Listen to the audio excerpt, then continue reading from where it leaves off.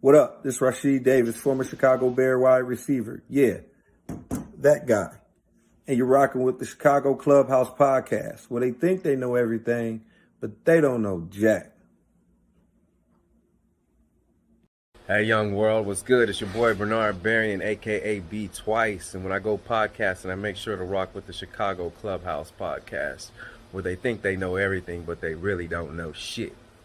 Twice.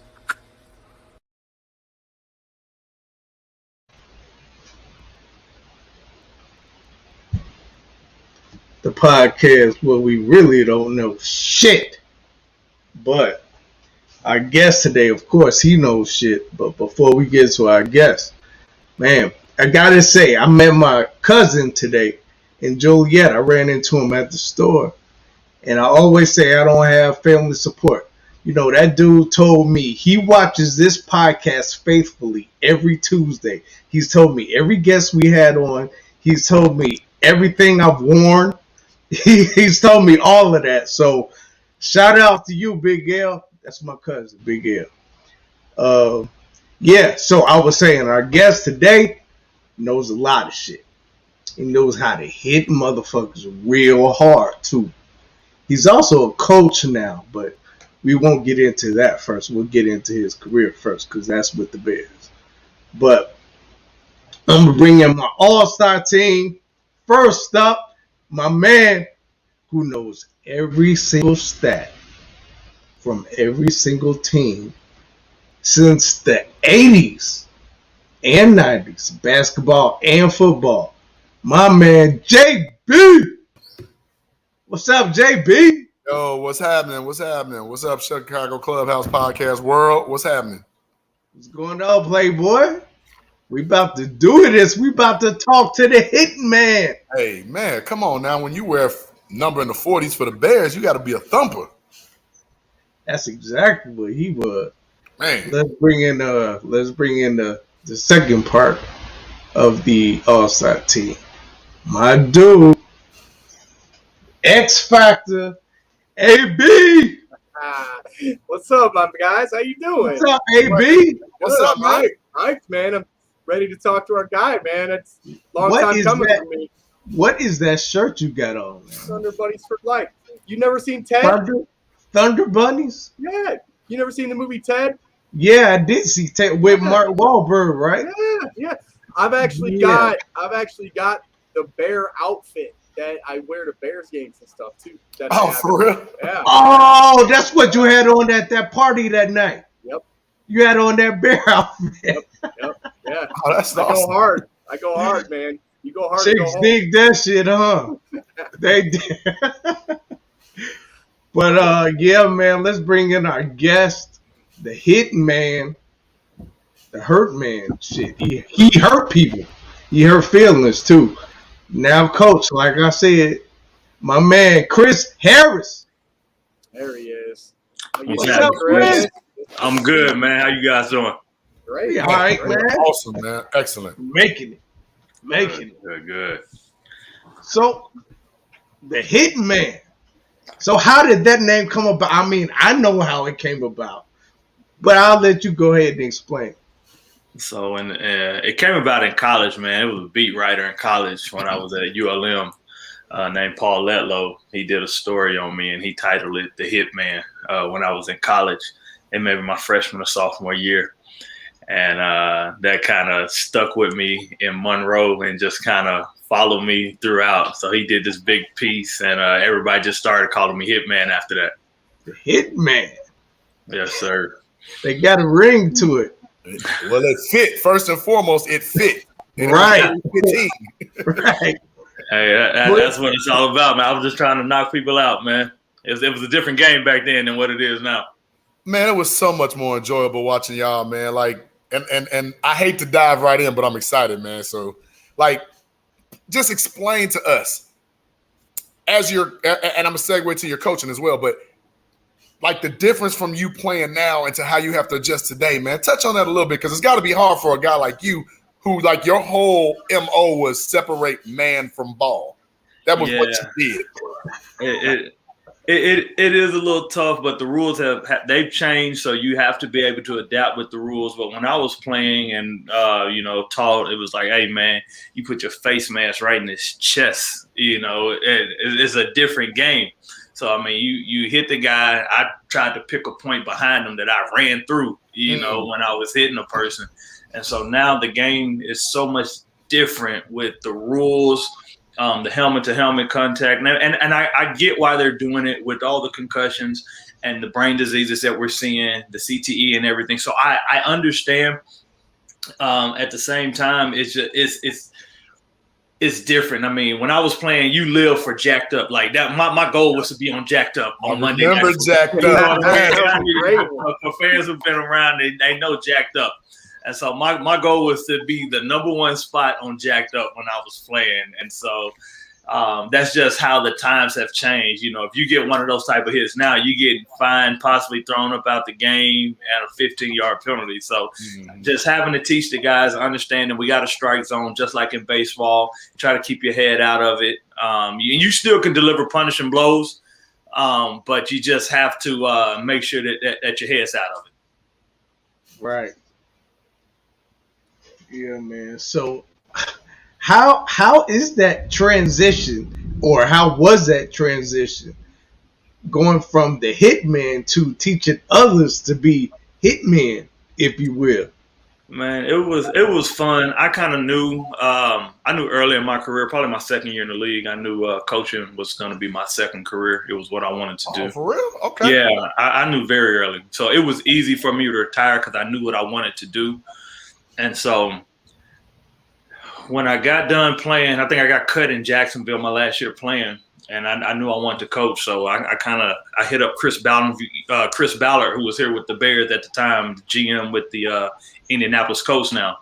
But I gave him a call. We had a really close friendship even as a player. And so I hit him up and was like, hey, man, I'm ready to coach. I was working on that. Like, people don't know, I was working on that when I was a rookie, second-year player.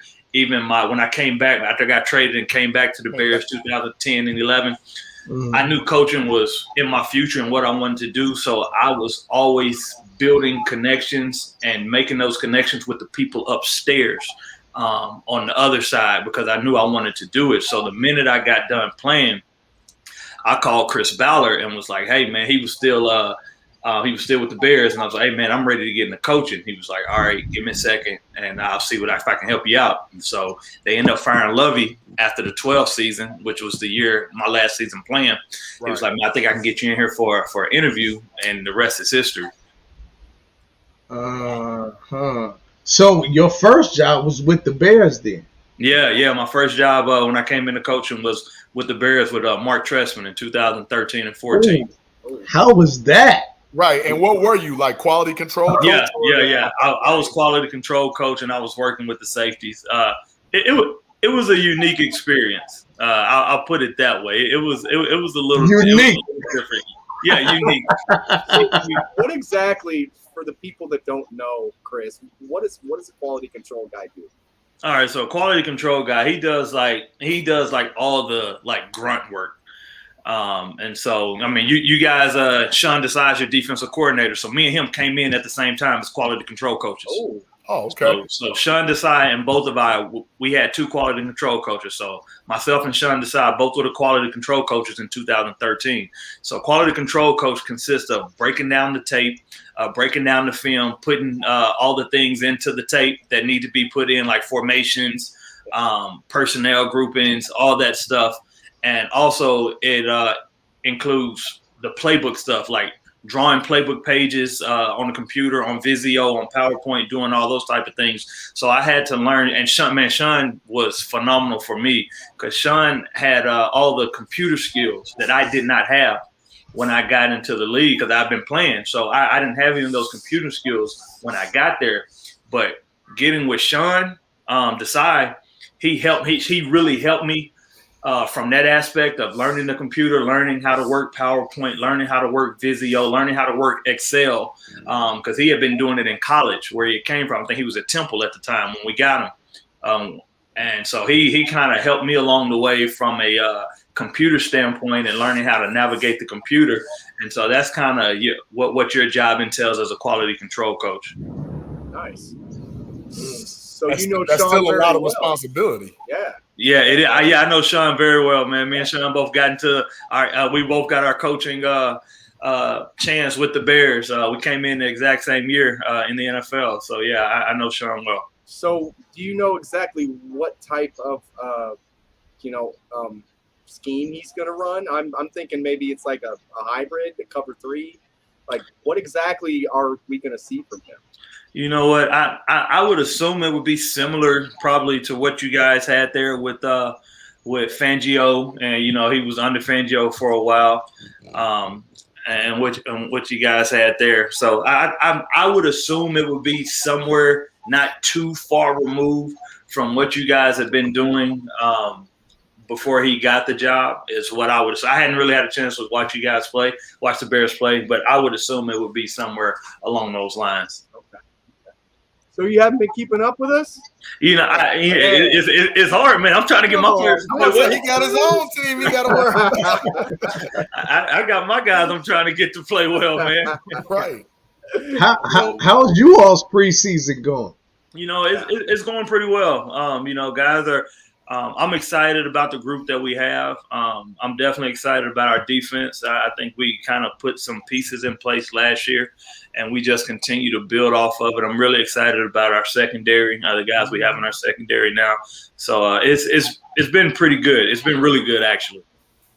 Good. So I wanted to know, Chris, is it just an organic fit? Because a lot of people don't know you actually played with Ron Rivera as your defensive coordinator. Now he's the head man and you're the DB's coach. So was that just like a seamless transition, very organic, or was it just like, you kind of had to come in and still prove yourself, of course, but talk to us a little bit about that. It was very organic, very organic. Having played for Coach Rivera there with the Bears in 05 and 06 when he was a DC, I had a very good relationship with him. And then I actually did an internship. So after our staff got fired with the Bears in 2014, that 2015 year, I actually went intern with the Panthers when he was the head coach. Oh, okay. Just so I could stay in football, because I ended up having to sit out that season. So I went and interned with him all during training camp. And, he kind of got a chance to see me. And then when he hired Jack Del Rio, I had a somewhat of a relationship with Jack Del Rio when Jack Del Rio got the defensive coordinator job. And so when he wanted to bring me in there as a DB coach or to interview for the DB coach, Coach Rivera was like, yeah, absolutely. Having played for him and him knowing what type of person, player he didn't know me as a coach, but, he knew my character. He knew what type of person I was. So it was a very easy fit. Okay. So, Chris, I have to ask you one thing. My favorite player from your team is probably Chase Young. What do you see from him in practice every day? Is he a guy that has a high motor that just gets everybody going? Because that's what I see on the field every Sunday with him. He is, man. He is a fun player to watch. He's a fun player to be around. He's got a lot of energy. He brings juice to practice. He literally practices like he plays. You hear that all the time, but he's 100 miles per hour. He talks noise all day long to the offense. That's just who he is. That's his game. And he's a tremendous leader. That's one thing you see from him as a young player. To see a guy that, I mean, guys gravitate to him and they follow him. He is a tremendous leader at such a young age, which is fun to watch and fun to see. Do you see any signs? I've heard a couple of people say they remind him of a young Dwight Freeney, and I've heard others that say he reminds of Julius Peppers. And another guy that you're familiar with. He talks a little bit more than Dwight does. I mean, he's got some of those attributes, man. He's a freakish talent, you know. He's kind of built like Pep, and as far as how big he is, you know, he's a big but lean guy. Lean, right? Yeah, you know. I mean, you look at Pep. Pep's a 300-pound dude, and he doesn't look like it. You know, Chase is in that same build, that same mold, man, and he can make those freakish type plays.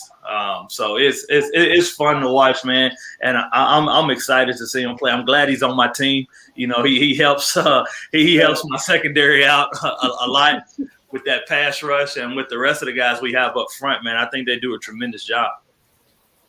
Absolutely. So that'll be a fair defense for sure. Let me backtrack a little bit. I want to go back to the Super Bowl. Yeah. You picked Peyton Manning. Yep, on the sideline. Yep. That would be something I would brag about. Yeah, I took his money. I took his lunch money. I would tell my grandkids about that. Is that something that you do? Man, look, hold on. Oh, you got the ball. Oh, you got it. Yes, sir. Yes, sir. There it is right there, man. Every day. There it is right there. I'd be bringing Talk, bro. Right. I'd be bringing that to practice with me if I was you every day. I'd have that thing in my suitcase. That probably was the of my career. That probably was the biggest moment of my 8-year NFL career, man. To sit here and say, all right, man, you played in a big game. Even though we didn't win it, but to have that opportunity to play in the Super Bowl. People play this game forever and never get that opportunity to play. So to play in the Super Bowl and then to get an interception on the biggest stage on at the time a future Hall of Famer, but now a Hall of Fame quarterback. Right. You know, I got some bragging rights there. Even though they won the game, man, that was one of the biggest moments of my NFL career. So now you can tell us, was that a pure bait, or you just kind of was right place, right time? You know what? It was, so when they ran it, they ran 2 seam routes at me. And so I knew if I just stayed on my landmark, so he tried to pump fake me down the middle and I wouldn't take it. So he tried to pump fake down the middle and he was throwing it to the sideline towards Marvin. And so I said, okay, if I just stay true, because Urlacher was running in the middle of the field, so I knew he would be in the middle. So if I just stay true, didn't take the pump fake, and I didn't. So he pumped it, threw it to the sideline, and, you know, it was just was able to get over there and make a good catch, make a good play. Absolutely. That's dope. That's dope. Wish you could have done it 2 or 3 more times that game. But Oh, I know, right? I know. I got all excited. Man, but that How was we one had of Tommy our that we was better on. Bears defenses, though. Like you were. No, it was, man. Defense. So that game is crazy. So first Devin runs it back. So when Devin runs it back, I'm like, oh, they in trouble. and then that was the first possession of the game, the interception. Right. So I get the interception on the first possession of the game, and so I think we go up 14-0. And I was like, man, it's over with. I was like, I'm finna get this MVP because I'm finna get me another one. I was like, I said, man, I'm finna get this MVP right here, man. We went on 14-0, and then the floodgates kind of opened, man. We didn't play as well as we wanted to. This game as a coaching and now really seeing it, even as a player. The turnover battle is really where you win and lose the game. So I think we turned it over 4 times, and we end up getting 3 turnovers on defense or 2 turnovers on defense. So that turnover ratio was kind of where it was at. 100%. So, you played with Lovey. What's your favorite thing about playing for a coach like Lovey Smith, man? Because I used to go to training camp and watch him just light people up, but he seemed like a good coach to play for. Man, Lovey was fun to play for, man. And the thing about Lovey, like Lovey didn't curse. You never ever hear Lovey curse. You wouldn't hear one curse word come out of Lovey's mouth. I wish I could say the same, but you would never hear like playing for Lovey. is like playing for your dad. You know what I mean? Like he was like a father figure to a lot of guys, and it was like, man, you didn't want to disappoint him. It was more of a, I don't want to let Pops down. You know what I mean?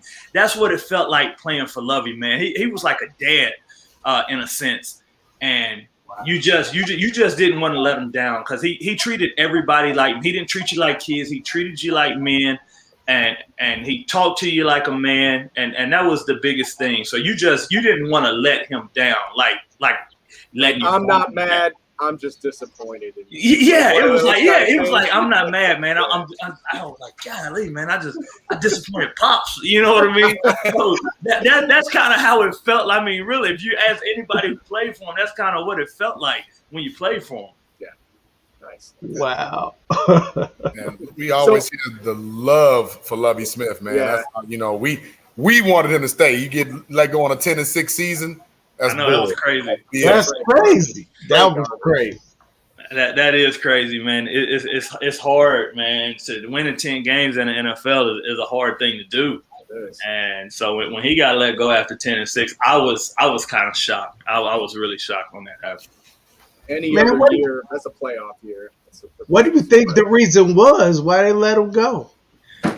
Man, your guess would be as good as mine. I know. Offense. I thought that's what I was going to say. I thought it had to do with offense, and That's why then they switched to Trestman, man. the multiple coordinators that just couldn't get it done. But I mean, yeah, again, but think about this, man. Like, okay, the goal is to build a sustainable winning culture, which is what he did. I mean, you're not gonna win the Super Bowl every year, and you're crazy if you think you are. Like, that's just the facts of life. I've been a part of the National Football League going on where I played for 16 years. I've been a part of the National Football League for 16 years. You know how many Super Bowls I've been a part of as a player or coach? One. So like the Tom Brady's and like that's rare. That doesn't happen. I mean, to win 7 Super Bowls, that's not realistic. And so the goal is to build a winning, sustainable culture. And I think Lovey did that. So no, you're not gonna win the Super Bowl every single year. You're not gonna go to the playoffs every single year. But I mean, you look at a guy like Mike Tomlin. Mike Tomlin has never been under 500 in his career. He's year 13, year 14. Now they haven't gone to the playoffs every year. 8-8 is his worst record. Yeah. They haven't gone to the Super Bowl every year, but he's built a winning, sustainable culture. And I think when you can have some continuity with the coaching staff, that's how you have success, longevity. No, you're not going to win it every year. And you're crazy if you think you are, but you've got a chance. You got a chance. All you can ask for is a chance. And if I have a chance, if I feel like I got a chance, hey, we good. Okay, we came up short this year, but we're consistently a good team. We're consistently putting a good product on the field. We're consistently winning games. We're consistently going to the playoffs. So, I mean, I think that's all you can ask for. I mean, to be quite frank. Absolutely. I agree 100%. So was there a favorite teammate you had from throughout your whole career, from Louisiana Monroe, even high school? Is there somebody that you gravitated towards? Man, I've had some awesome teammates over my career, man. I mean, I've had some phenomenal, especially with the Bears, you know, to name a couple. Peanut, I still talk to Peanut like all the time. Like I talk to him all the time. And Nate Vasher. So, you know, I built a really good connection with Vash when I got in the league, us both being from the South, you know, him being from Texarkana, me being from Little Rock, Arkansas. So we kind of had an instant connection when I got there. And like he's been my boy. He's been my A1 since forever. There you go. So on the opposite side of that, was there a favorite player you like going up against? You know, I know obviously Peyton Manning has to be one of them. But was there somebody that you got up for a little more, like a wide receiver, a tight end? I got somebody in mind. I'm wondering what he's going to say. You know who I really used to like going against was Aaron Driver. Oh, okay. Donald Driver? I said Aaron. I meant Donald. I'm thinking about Aaron Donald. Yeah. So Donald Driver. So me and Donald, I enjoyed going against him, man, because I would try to knock him out, and vice versa. He would try to knock me out if he could catch me on it, because he caught me a couple times on a couple crackback blocks. So he's a guy that I enjoy going against, man. Donald Driver there in Green Bay. Like it. Was there a player where you were like, oh shit, this motherfucker, I don't want to see this dude. Was there ever a player like that? I can't say it was one like that. A guy that was kind of an asshole was Steve Smith. Though. I knew that's the name I was thinking about. But I knew it. Everybody we talk to says that. I love Steve though, man. You know, being a team, we've been teammates for 3 years. Right. That's right. And so me and Steve, and so he was a jerk. Like in practice, he was a jerk. But it made practice fun. Man, he talked. He would talk all day long. Like at practice, it was nonstop. So he was one of them dudes. And another guy that I don't know why I didn't like him. Like I had no reason not to like him, but it was just something about him. I just wanted to rip his head off every time we played. Was Roddy White. Oh, really? Yeah, I don't know what it was about Roddy White. Did he talk a lot of stuff? You know what? He would talk a little bit, but it was just I don't know what it was. It was just I didn't even know him. I never knew Roddy. I mean, like personally, I never knew him, but when I played him, like we would get into it all the time. Just had a punchable face, huh? Just rubbed you the wrong way. One of the he did, man. I don't know what it was. That's great. That's great. So, Chris, I'm gonna say this word, and I want you to kind of guide the story. I'm gonna say this one word to you: baseball. Baseball. You know what? I'm a huge baseball was my first love. That was my so I played baseball. I've been playing baseball since I was 5 years old. And so I played football when I was 11 and when I was 12, and I didn't play again. So I played football when I was 11 and 12 because baseball took up all my time. It took up all my time because that's all I wanted to be a professional baseball player. So my goals, aspirations, and dreams were to be a Major League Baseball player. And so I played football at 11 and at 12, and I didn't play again until my senior year in high school. And so it was all baseball for me, And my brother, I have a twin brother. We both played baseball, and that was just what we did. And so our senior year, a friend of mine, my high school had won the state championship my junior season. Okay. And so a friend of mine that was on that team, he was like, hey, man, you and your brother need to come out and play football, and they were good. I was like, all right, what's up, man? I told my brother, I was like, it's our senior year. I got a twin. I was like, it's our senior year, so let's go play. And so we ended up going to play football, and our defensive coordinator was the head baseball coach. Oh, okay. And so I played center field in baseball. And so he was like, man, we just gonna stick you a free safety. He was like, you just playing center field. It's just go track the ball. Go track the ball and just go hit people. And man, I absolutely fell in love with hitting people. It's kind of crazy, but I just I just run full speed and try to knock somebody out. It was the best thing to me. I dig this. I can do this all day. And so my dad was like, because I had a band scholarship, so I was going to school to be in the band. So I had a band scholarship to go to University of Arkansas Pine Bluff. So I was going to be in a marching band. I was going to do all that. And so after my senior year, after playing football, my dad was like, I said, Dad, I think I'm gonna play football. He kind of looked at me like, man, you want to play football? Well, you got the scholarship in band. What do you mean? I was like, I think I want to play. Teams are kind of interested in me. I think I want to play football. And I had one Division I offer, man, and that was to ULM. So ULM offered me a scholarship. And when I went to visit that last day, they was like, hey, you interested? We want to offer you a scholarship. I said, yep. I'm coming. Yep. That was easy. You ain't even have to think about that. Yep. Nah, I don't need to hear no more. That's remarkable. You took all that time off for baseball. You had band in your back pocket, and still 1 year you got a D1 scholarship, man. Testament to you, brother. That's a love story right there. Well, I try when I try to talk to younger players and guys, and I tell them, man, look. It really doesn't matter where you go.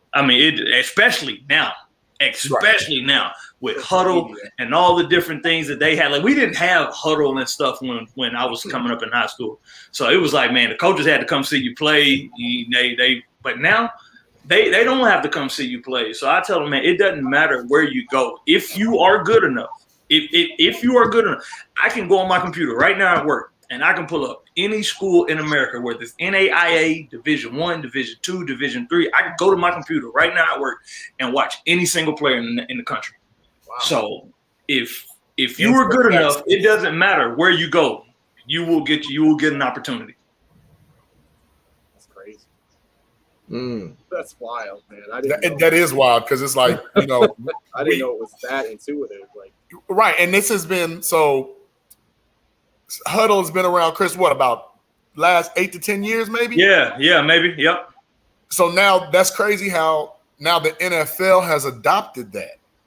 Yeah, man, I'm telling you. So our scouting department does such a great job. But like I told you, I could go anywhere. I could go on my computer and I want to pull up a kid at Olivet Nazarene University. I can go pull up Olivet Nazarene University football and I can watch the offensive side, the defensive side, special teams, whatever it is I want to watch. So that's how far technology has come now. Wow. That is wow.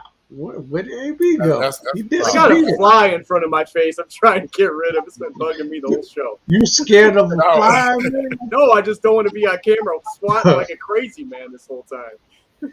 Hey, this would be a good time to get a word from our sponsor. I think it is. Pay some bills. There was a time when high standards prevailed, when excellent craftsmanship was displayed and treated with the utmost importance. Acquire the crisp, refreshing taste of Moore's Beer. Moore's Beer. Raise your standards.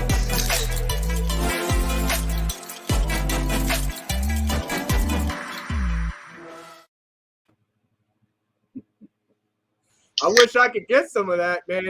I would tell you, Chris, that we could hook you up, but Terrace keeps it all to himself, so we don't ever get to try any of that good stuff. I'm over here drinking Coors Light.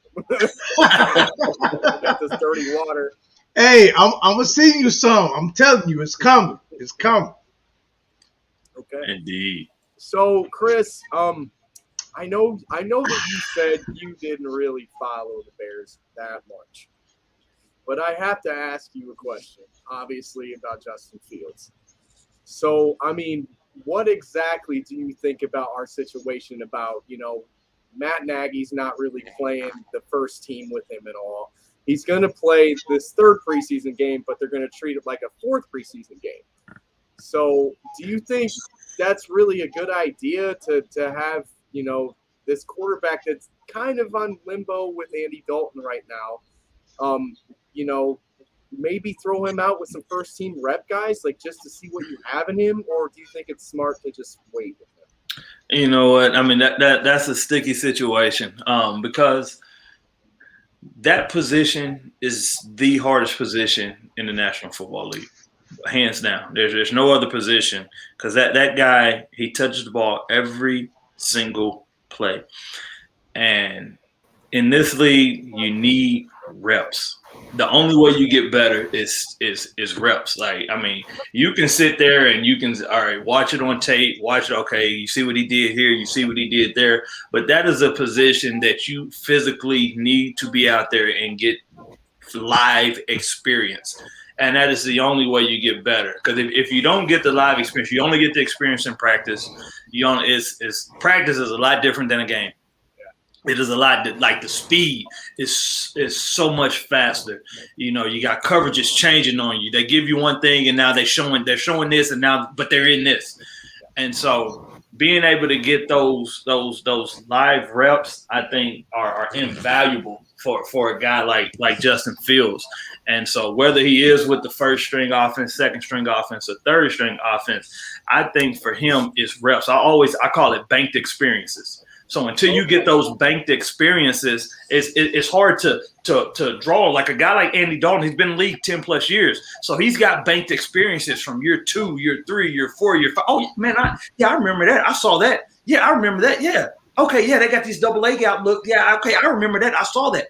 But for a guy like Justin Fields, he doesn't have those banked experiences. So he's going to go through growing pains if he happens to end up being the starter at some point in time this season, because he doesn't have those banked experiences that Andy Dalton may have, or that a Nick Foles may have, because they've been in the league. They've seen so much. And so we just see, oh, man, this guy was really good in college, and he did this and he did that.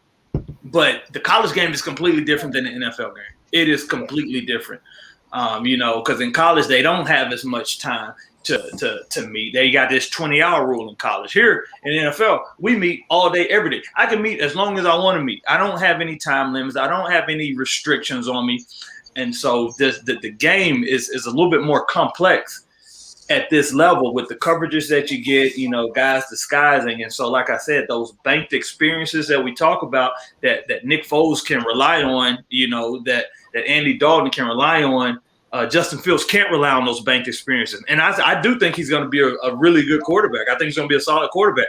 But with that being said, he's going to go through growing pains, because all rookies do. Shit, Peyton Manning led the league. He still got the record for interceptions, I think, his rookie year or something like that. So you're going to go through those type of growing pains. And the best way you got to play. You got to play to get the experience. So, I understand what they're doing with him getting those reps that he needs and valuable. So right now, I'm the new GM of the Chicago Bears. You're my head coach. Would you play him week 1 against the Rams with an offensive line that's kind of, hurt right now? Do you think that he would be the best chance for them to win? And once again, I haven't watched him play. Chris, so come on. I haven't watched him play, but I'm not a fan of any rookie quarterback starting. That's just me personally. And this is why. Smart. Let's look at Derek Carr or David Carr. David Carr. You gotta. This is precious. This is an investment that you have. And everybody has their own. There's no right and wrong answer. There is no right and wrong answer. But this is an investment that you. And so, if offensive line happens to be banged up and they can't protect him the way he needs to be protected, or he jumps out there, he doesn't have these banked experience that we're talking about, and you get these exotic coverages thrown at you, and you really don't know what's happening, what's going on. Like that could stunt your growth possibly. And to get hit a lot, that could leave you a little skittish in the pocket for down the road in the future. So there is no right and wrong answer. But then again, like I just said, playing is the only way you get experience. Like everybody complains about, oh, he doesn't have enough experience. Well, shoot, you got to play to get experience. So that's the other side of that coin. So there is no right or wrong answer. The teams just got to go with what they feel, and they say, hey, we want to get him the experiences. Hey, we know we're going to go through growing pains with him, but he's got such an upside. He can make these splash plays. So let's see what we got. So I'm glad they don't pay me to make those decisions right now. Hopefully they'll pay me to make those decisions later on in the future. But right now they don't pay me to make those decisions. As soon as Matt Nagy's out of here and we're looking again, your name's going to be calling up, I'm hoping, by then, because I'm hopefully from what we see from your defense in Washington, you guys are stepping in the right direction, and all that means is good things for you, my friend. We played well. We played well last year, and I think Coach Jack Del Rio, he's laid a very solid foundation here on the defensive side of the ball, along with Coach Rivera. So I'm excited to be a part of it, to learn from a coach like Coach Del Rio and Coach Rivera. You're learning from two of the best to do it, I gotta say. I have a really big question, and you might not want to answer it, but I'm gonna ask anyway. That's what we do here. That's what we do. What do you think of how Matt Nagy is handling the team right now? Well, that's a hard question for me to answer, because I'm on the outside looking in, and I hadn't really said he's not following us. I don't really follow. I don't really follow. I'll watch every once in a while. I watch a game here or there, because they are my old team, so I still have those ties to it. But as far as following, seeing what's going on, what type of things are going on over there. That's hard for me to say. I don't really pay attention to it because I got a bunch on my plate over here trying to get these knuckleheads to play. Okay, fair I'm gonna enough. have to get Sean Desai on the phone to get you back over here in the next couple of years. I'm hoping. Yeah, my boy Doc, man. I think my boy Doc's gonna do well, man. I'm excited for him. I'm happy for him that he's finally got an opportunity. You know, I mean, he's been there. Like I said, he got there in 13. We got there at the same time, and he's still there, man. He came up the right way, and now he's getting rewarded for all his hard work. You know, his diligence going through the process, and you know, he survived three coaches. Right. That doesn't happen often, you know. And on top of that, Big Fangio tried taking him with him when he went to Denver, and the Bears actually blocked him. Yeah, so I mean, so that shows you how much they value him. Yeah, Sean's very bright. He's very bright, and I'm extremely excited for him. I'm extremely happy for him, man, for him to get this opportunity. Yeah, well, I'm imagine to get them boys off the field, man. I know it's only it's kind of what you guys went through back in 06 too. You know, like Rex, love those guys and everything, but guys were on the field way too much for me, man. Hey, man, there's no such thing as on the field too much, man. That's what they pay us to do, man. They pay us to go out there and stop people, so that's what we try to do. That's true. So I know it's only preseason. It's like a dressed up practice. But that Bears defense didn't look all that great the other day. It's only practice. Yeah, I know. Pretty much what they did was they just ran kind of a base coverage the whole time. It was a shell. That's all it was. Like all it was a shell. That happens throughout the preseason. Yeah. You know, you don't want to show too much, you know, before your first game. So you just try to keep it kind of vanilla, kind of bland, like, okay, we're going to do these things, but you don't pull out because you don't really game plan in the preseason. And see, that's the biggest thing is you don't game plan in the preseason. So you don't go in there saying, okay, we're going to stop these guys. Okay, we're going to attack this protection on third down. We're going to attack. You don't do that in preseason. You just line up, just mano a mano, and all you're looking for in preseason is to play base defense, see guys play technique.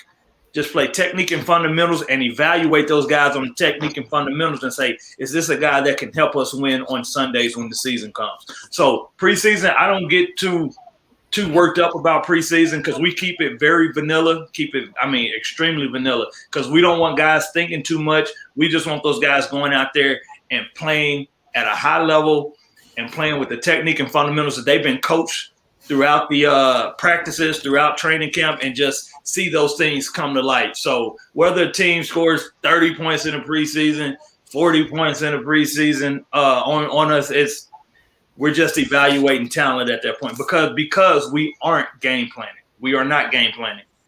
And that's coming from a nice coaching staff you guys have with a great defense. So hearing that from you relieves me quite a bit because I was watching Mitch Trubisky and trying to not rip my hair out.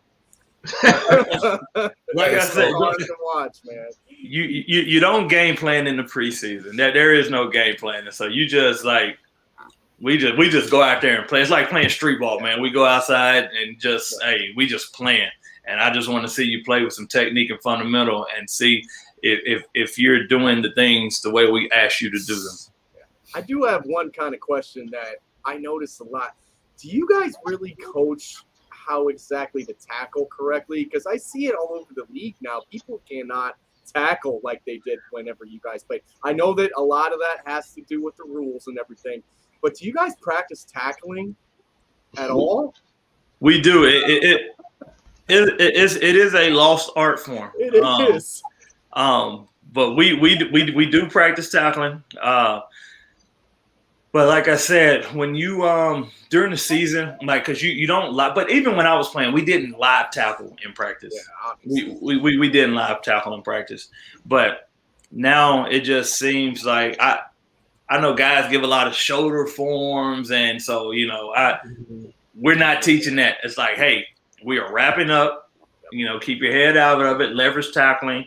Stay on your leverage side, same foot, same shoulder, wrap and squeeze, roll. So, we're teaching that, but it's kind of hard because guys see though, like they see the big, they just go hit them with a shoulder, hit them with a forearm. Yep. And so, we're trying to make sure we're coaching the tackling. We're definitely doing it. And I mean, I think all teams are, but it's just you got to get the guys to really buy into becoming really good tacklers and wrapping up and not just hitting. Right. Okay. Because man, some of these corners, my friend. Oh my, I just cannot watch some of these corners try to tackle people. They're just, it's, just a little shoelace grab here and there on the legs. Not wrapping. Just kind of hitting, just like you said. I really hope that comes back. Because, Yeah. like back when you guys played. I mean, obviously it's not like it was back in the 80s, 90s, but just to see guys fundamentally tackle correctly in the pros is what I want to see on a daily basis. I'm with you. And I'm a bit, to me, you got a tough defense if your corners tackle. Yeah, absolutely. Like Peanut. Absolutely, Peanut. Our corners this year, they're question mark. Yes, absolutely. They're question mark. But Jaylon Johnson is the strongest one on that on the corner.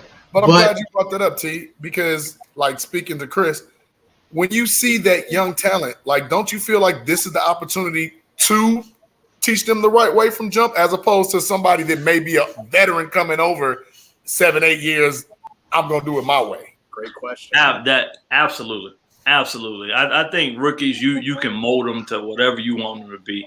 They're very young, very impressionable, and they're learning. So I love rookies, man. I absolutely love them. So you can teach them to do things the right way. And when they come in, okay, this is how we're going to do things. And you can help them in their career is what I try to do. Like I want you to build habits that you'll sustain throughout your career, whether it be tackling, whether it be you learning how to take care of your body, whether it be proper nutrition, all those type of things. And so I'm fortunate having been able to do it. And so I can tell them, hey, the pitfalls. I use with my players all the time. Hey, you can learn things the smart way or you can learn things the wise way. Coach, what's the difference? All right, learning things the smart way, or you learn from your own mistakes. But learning things the wise way, you can learn from somebody else's mistakes. So it makes no sense for you to go through the same pitfalls that somebody else went through when they're trying to explain to you and tell you, hey, stay away from this, stay away from this. So, hey, look, we have a little session in our DB room. Like I go through and I watch tape and I'll see something that happened that was kind of messed up. And I'm like, all right, guys, let's go. Hey, you can learn things the smart way, learn things the wise way. Let's watch this. Let's watch what he did. Let's not do this. So you learn from somebody else's mistake, and that's being wise. Now you learn from your own mistakes. Okay, that's smart. But we want to be wise and not smart. Yeah. So you're probably happy about your third round pick, Benjamin Justy, then, because he was pretty good at Minnesota. I didn't catch a lot of Minnesota games, obviously, but I mean, he looks like he can ball out too. He can. He's been very solid. He's had a very, very good camp. I'm excited with the direction that he's going. He's definitely trending in the right direction. He's been very solid this entire training camp. Yeah, Scary Terry gonna give him some work. They've been having some good battles. Him and Terry have had some really good battles in camp. Yeah. Nice. So Chris, AB found a little tidbit. Well, hold on a minute. Let me get back to that. Hold on a minute.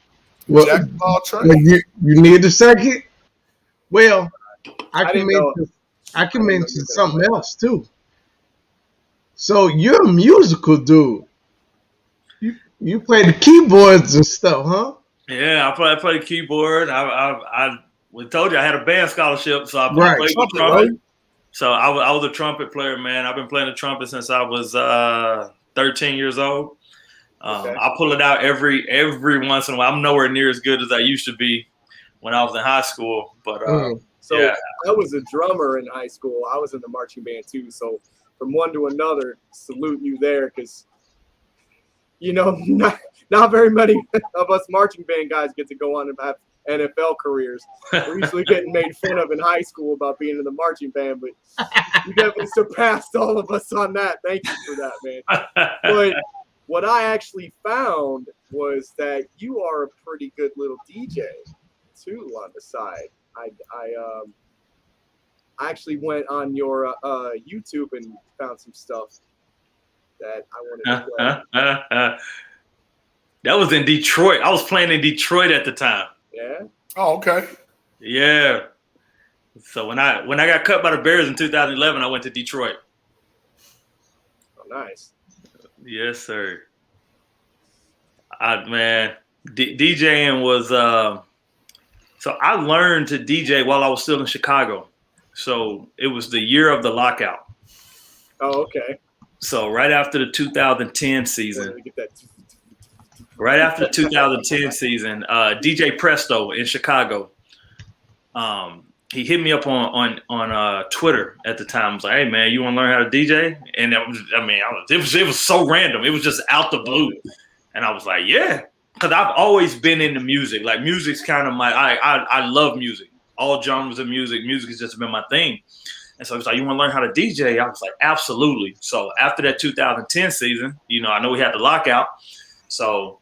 It was that spring. I drove downtown Chicago, met him at the studio, and so I was there for like 4 hours. So he just kind of taught me the basics of DJing. So he taught me the basics of DJing. So I was like, man, hell yeah, this is it. So after I went home, I ordered $2,000 worth of DJ equipment. I'm like, I'm all in. Like I'm doing this. So I bought me 2 Technique turntables, bought me a mixer. And so I would just practice. So I would just practice at the house. Like I wouldn't let nobody hear me. Like I was just practicing. It was just like playing any type of thing you do. You practice and you learn how to do it. So after about a year of just practicing, I was like, all right, I feel comfortable DJing in front of other people. So man, the crazy thing, the first time I live DJ'd in front of people, I was in the Dominican Republic. Nice. So my boy got married in the DR, and so I just, me and my wife, we just went to DR just to go to the wedding, but I had my laptop with me, and so they had a club at the resort that the wedding was at.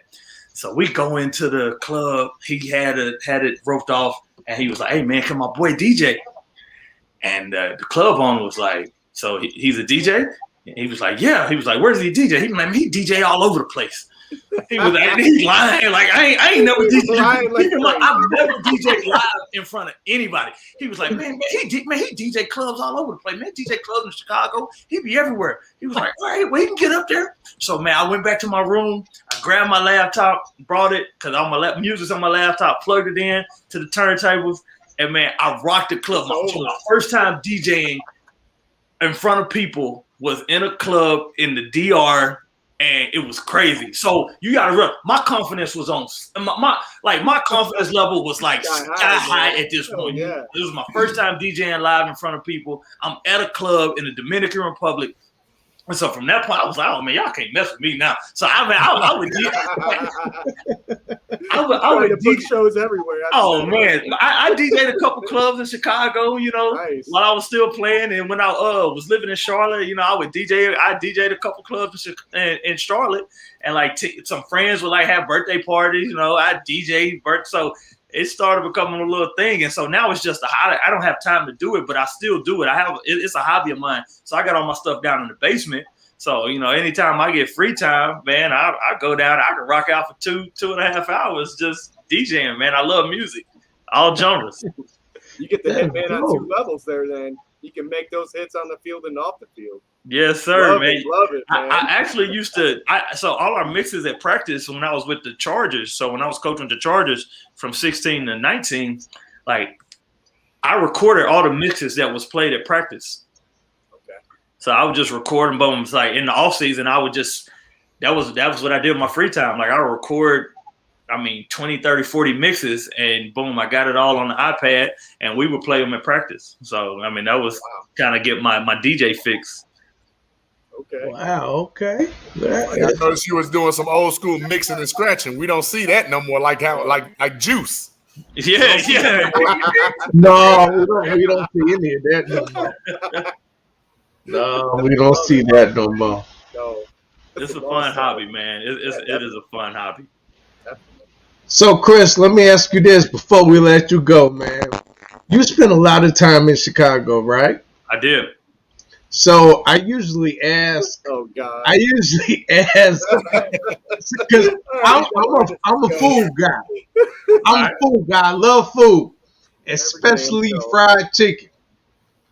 So my question is, did you spend a lot of time eating Harold's chicken? I did. Everybody did.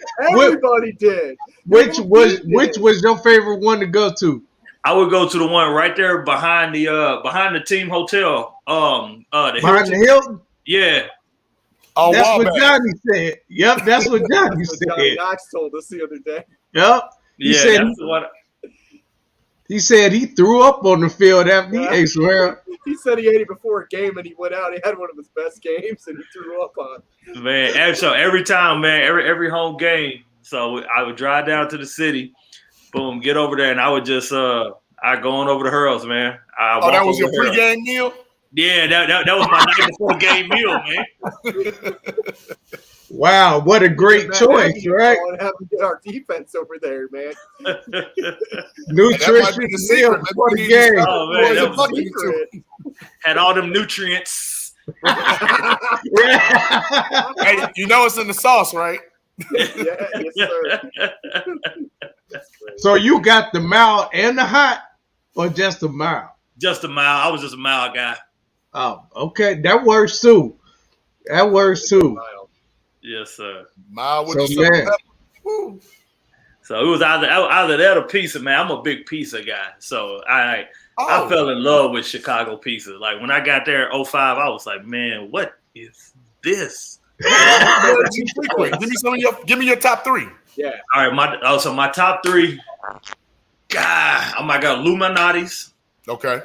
So I'm a Illuminati's guy. I'll go with Terrence is hoping he says it. I know who he's thinking. I know he is, AD. He gonna say it. You know what number one's gonna be. Come on. I like Giordano's. Yes, sir. Yes, sir. I'm Illuminati's, Giordano's, and I actually like Germano's. See, I've never had Germano's. Yeah. So where's that? I'm not familiar. So I said I lived up in Gurney, so it was a pizza spot up in Gurney called Germano's. Okay. And like that was, but my go-to, like number one is Illuminati's for me. Oh, wow. Illuminati's. Like I'm a Illuminati's guy, man. And then next I go to Giordano's used to be number one. Giordano's. It was something about that Illuminati's, man. How did it slip? How did it slip? Illuminati's don't have deep dish though, right? Yeah, they do. The crust feels like gravel though. Man, stop. you know when you're eating Giordano's. No, it's like a book. Yes, sir. No. The breading is like that. The crust is like that. Come on, man. The crust is like that. The cheese is like that, and the sauce is like that. So Giordano's easily, I think, Giordano's easily is number one. Lou Malnati is good. You know, their ratios are good and all of that. Yeah, my aunt loves Malnati's. Yeah, that crust feels like gravel. Yeah, I don't know. I rock with but notice nobody ever. Every time we ask this question, nobody ever says like Pizzeria Uno, Pizzeria Do. Nobody says those places. Nah, you know what? To get my Chicago fix, there is a Uno's out here by me near where I live, so I'll go there. I mean, it ain't the same, but I'll go there to Uno's. They try and grab something. That's the closest thing I got. So what's the? I think we had a Rosati's when I was in California. I would go to Rosati's. I know Rosati's. Yeah. So what's the delicacy in Washington? What's the big food craze there? You know what? Here in Washington, they do chili bowls. Oh. So chili bowl, like with the sour cream and the cheese. Yeah. So chili bowl is a big thing here. And then you know, we're not too far from Baltimore. Crab cakes. Like the seafood, the crab cakes are off the chain. Love me some crab cakes, man. Yes, sir. Yeah, man, I love crab cakes. When they're in their food version, not the person version. I don't like those. See, here you go. But hey, man, Chris, this has been dope, man. Dope conversation. You really knowledgeable. It was insightful. It was damn sure funny. Very entertaining, man. And I'm so glad that you agreed to come on with us.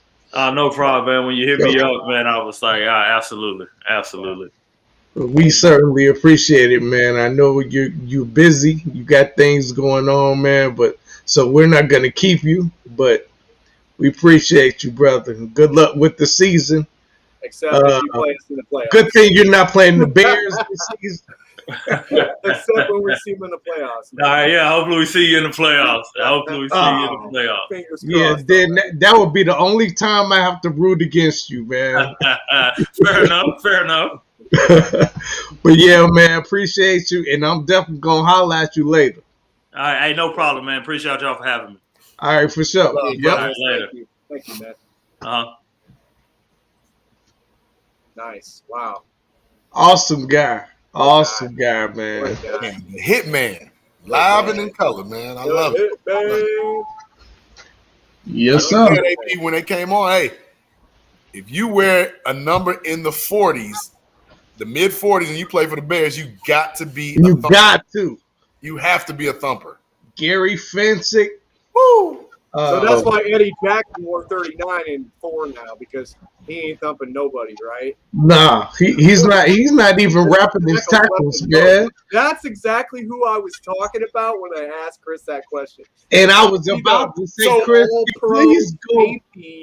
Doing this shit over and over again. I'm like, as soon as that man got paid, he forgot how to tackle. Like, come on, man. Yeah, he doesn't wrap. It's terrible. So if I say this, Alan, if it's taboo, my apologies. But we've seen higher profile athletes get paid and stop doing, for fear of getting hurt. They don't want to lose that money. Well, that's the difference between the greats and the not so greats, JB. The greats, even after they get that money, they're hungry. Great example, and I know he's an anomaly, but Tom Brady's got enough money to throw at all of us. His wife makes more money than he does. Absolutely. But he's still out there because he has that drive, and he's not done. He's not. He's 44 and he's not done.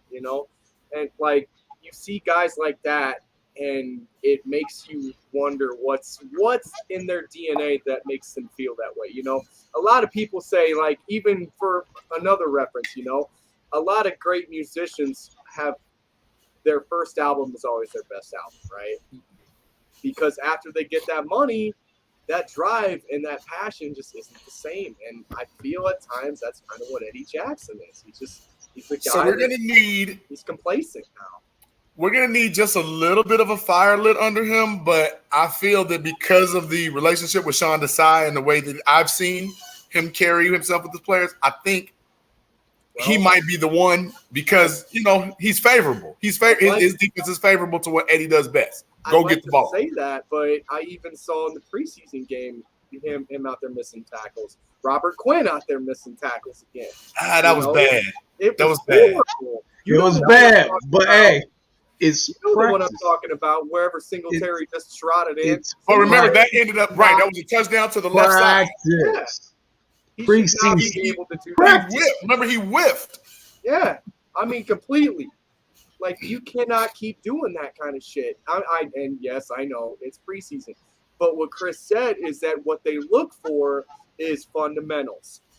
They look for these kind of things in preseason just as a barometer, to see where their guys are at fundamentally. And if you can't do that now, I don't see how you're doing it when it's 100% go. I just don't. So back then I could see that, but remember back then the difference was they actually were hitting. I have conversations with people that don't remember, but the vaunted 85 Bears defense, the 85 Bears actually lost all 4 of their preseason games. Yeah. No, they lost 3 of them.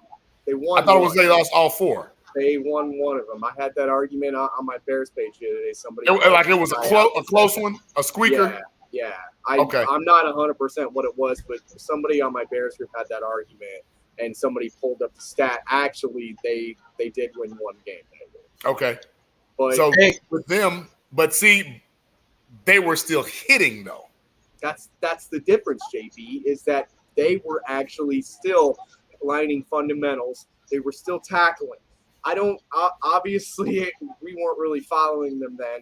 We don't know what really type of schemes they ran. Obviously, Right. it's a lot of base stuff, but you know, you have to be able to do these things. And I see the same things in the preseason that I see in the regular season from these starters. You know, just uninspired football.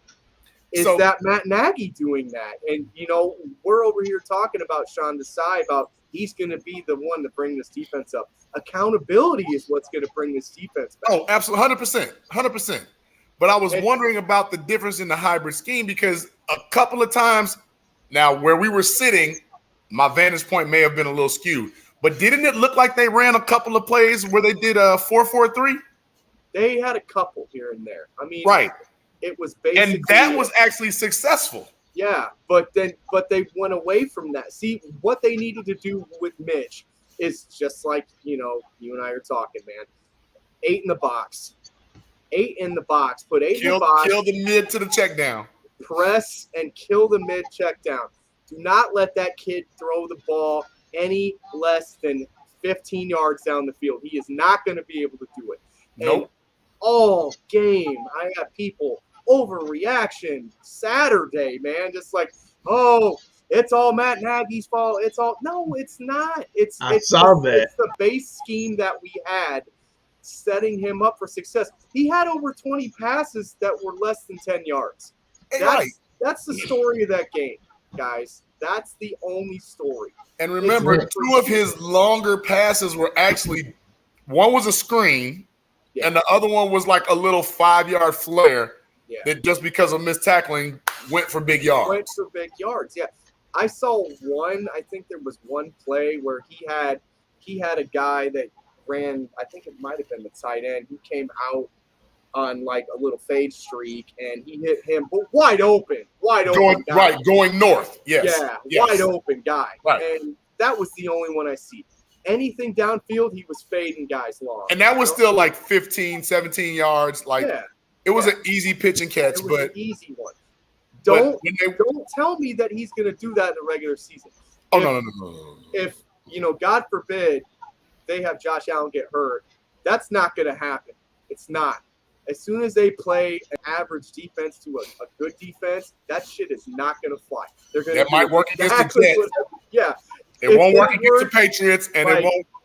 Dolphins are too athletic. The Dolphins are too athletic. Yeah, like it did last year with Houston, Jacksonville, right? You know, Detroit. The right. bottom feeder defenses are obviously going to have that problem. But if you get an average defense, they're going to load it 8 in the box and make that kid throw, and he is going to get pummeled. So end of rant, man. So what I'm thinking is Sean McDermott or the OC for Buffalo. What I'm thinking is maybe they told Mitch, hey, look, don't try to do too much. Keep it close to the cuff and move the chains. And that's exactly what he did. Move the chains. Yeah, and that's exactly what he did was he set him up for success. There it is. Like he set him up for that. But in saying that, yes, it worked against base coverage defense, you know, nickel hybrid cover defense where they were giving him all that shit, guys. That's not going to fly in the regular season, and that's what people need to understand is that. Plus, like what Chris said, there was no game plan. That's why I asked him that question, is because I wanted an honest assessment from somebody who is, you know, who's a coach on a very good defense. On a top, I would say they're probably going to be a top 7 defense this year, easy. Correct. If not better. I want to know what those guys are thinking, and that's exactly what I thought. And now I have a little more ammo to go back and say these things now. You were spot on, but remember this as well. When they got up, I want to say it was 13-0, right? First quarter. When I saw, I don't know if it was Nagy's call or Desai's call, when they got kind of fed up and went to that 4-4-3, it was 3 and out, 5 and out, boom, right? Because remember, he had a couple of, well, actually, we should have had 2 picks that we didn't have. One was dropped, and the other one was called back, Yeah. which was bull. Yeah. And I was just like, well, if we know that the 4-4-3 is working, and that was with our second unit, that tells me they just wanted to prove a point. Like, no, we can stop you if we wanted to. See, I don't think that's what they were doing, JB. What I think is kind of what Chris alluded to is that it's more of a situational thing where they want to see these situations. They want to see how they play in this scheme as opposed to this scheme, you know? And remember, too, we didn't have Eddie Goldman. Right. We didn't have Roquan Smith. No. We didn't have Danny Trevathan. We didn't have our main guys. Right. I mean, right. Calm down. That's why I said we got to pump our brakes on that. But it was just interesting to me because we never see the Bears really run a 4-4-3. We never see that. But they did. I mean, you might be right. Maybe they did that because of that. I'm thinking it's more of a package base where they wanted to see some of those tackles, you know, at the same time. Push up field, right. You know. 2 and 3 technique tackles. Exactly. That's the kind of thing that I think that they're looking at. It's just situational football and seeing what they have with their players by putting them in certain packages. Speaking of that, I want to talk about one of the worst sequences of the game. Can you run that? Can you run that clip? What clip? Oh, this clip. I wish I would have known you had this because I would have asked Chris Harris about this because, well, I'll explain after. Pressure on Fields. Oh, the helmet came off. That's going to be a flag as well. And that ball is loose. A lot to sort out. Fields, good to see him back up on his feet. That was a jarring shot from Andre Smith. Personal foul. That's number 59. 15-yard penalty. Automatic first down. Now, whether it's a hot or whether they change the protection, this is what you worry about with the young quarterback. Clearly, he's looking the opposite direction. And as you mentioned, Smith had a direct beeline. He was not picked up at all. Nothing derailed him from getting off his path. Looked like his receiver, I believe that was Adams, so he put in motion. Okay. So let me kick this off. What the fuck? What the entire fuck? Why didn't that running back pick up that block? I don't think it was supposed to be the running back. I think it was supposed to be Horsted was supposed to read the blitz. And they fixed it. So, yeah, maybe he was. Maybe Fields was supposed to read it. I don't know. So Herbert wasn't reading it because of the way he turned his head. So that wasn't Herbert's pickup. The signal caller is the man who's supposed to pick that up. So Justin Fields should have picked that shit up. Did not check his read on that side to change his protection scheme, and that's why he got blown the shit up. Which should have been Horsted should have stayed in. This is why I'm telling you guys, this boy does not need to start. He's not ready. He still has fundamentals mentally that he has to learn. You really think this was against second, third unit teams, guys? Shit, third, fourth, because he didn't come until.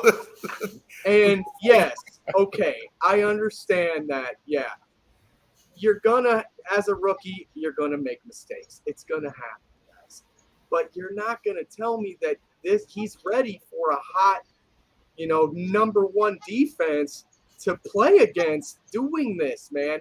O-line did mess up, but that call is on Justin Fields to see that runner coming and change it at the line.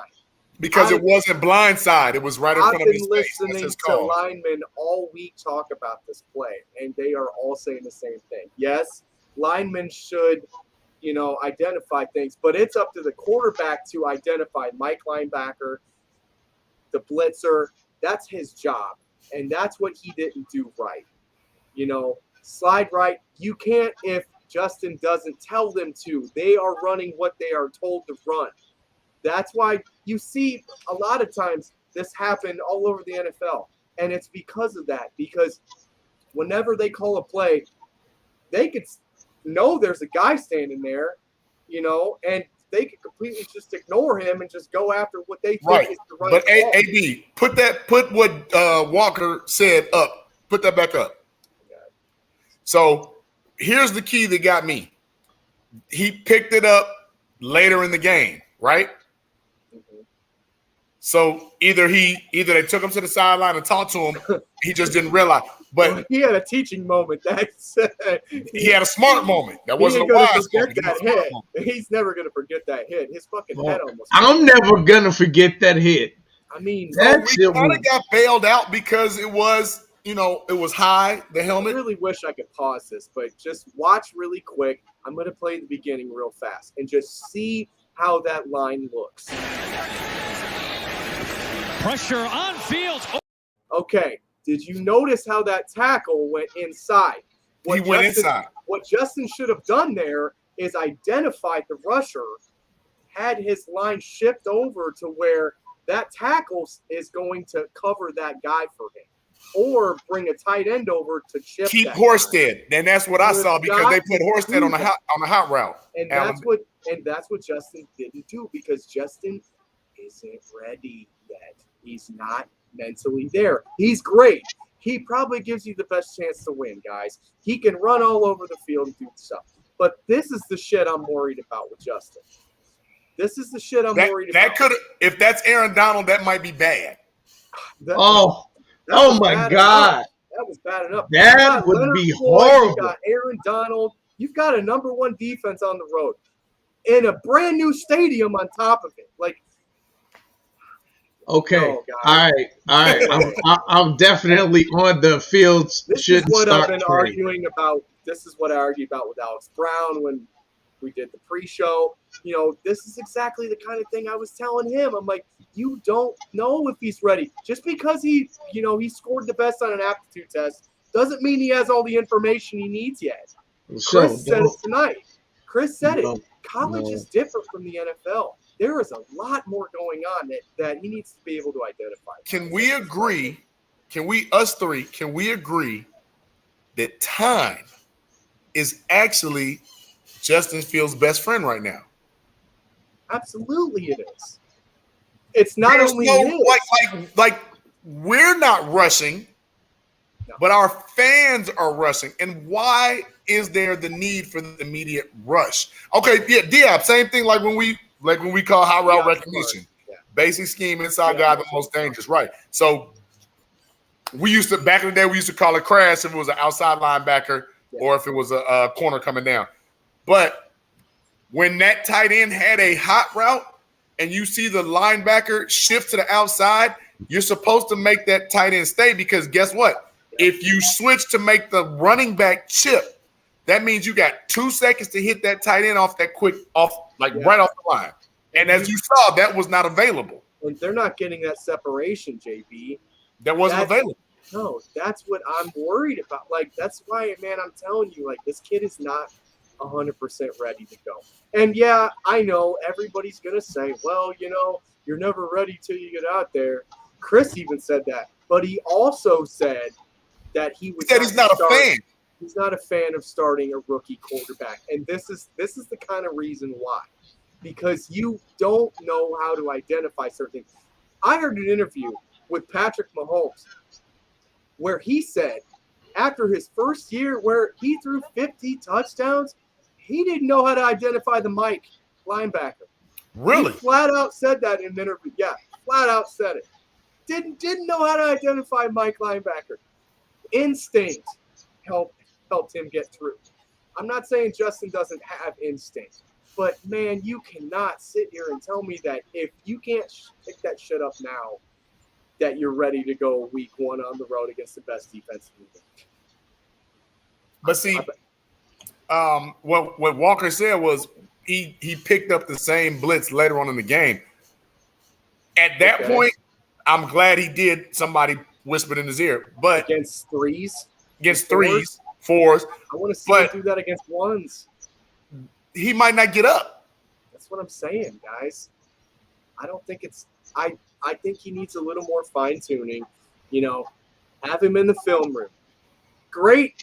That's why he's going to play Saturday the whole half, because they want film so they can go back with him on film and show him shit that he's doing wrong. Show him what he should be doing. That's why he's playing so much Saturday and not Andy Dalton. Well, But you know what else? I heard that it wasn't going to be Andy Dalton because they want to rest him up for the first game. We already knew that for real. Like they know exactly what Andy Dalton is. Exactly. They don't need to see Andy Dalton. Yeah, that's what Mom said. Hi, Moms. Yeah, see, Moms is smart. That's why me and Moms get along, man. Because I'm telling you, like, that's all they're looking for. It's just film. They can get on this man so they can evaluate him and show him and teach him so he learns how to do these things. AB, did you watch the Jacksonville Saints game? I didn't. I got to hear a little bit about it. I heard Jameis Jameis is back, baby. Hey, hold on. He's back. Hold on. Jameis again. I love Jameis, but we're not talking about that. Trevor Lawrence is actually going through the same thing and had the same miscue that Justin just had. So it's not a Justin Fields thing.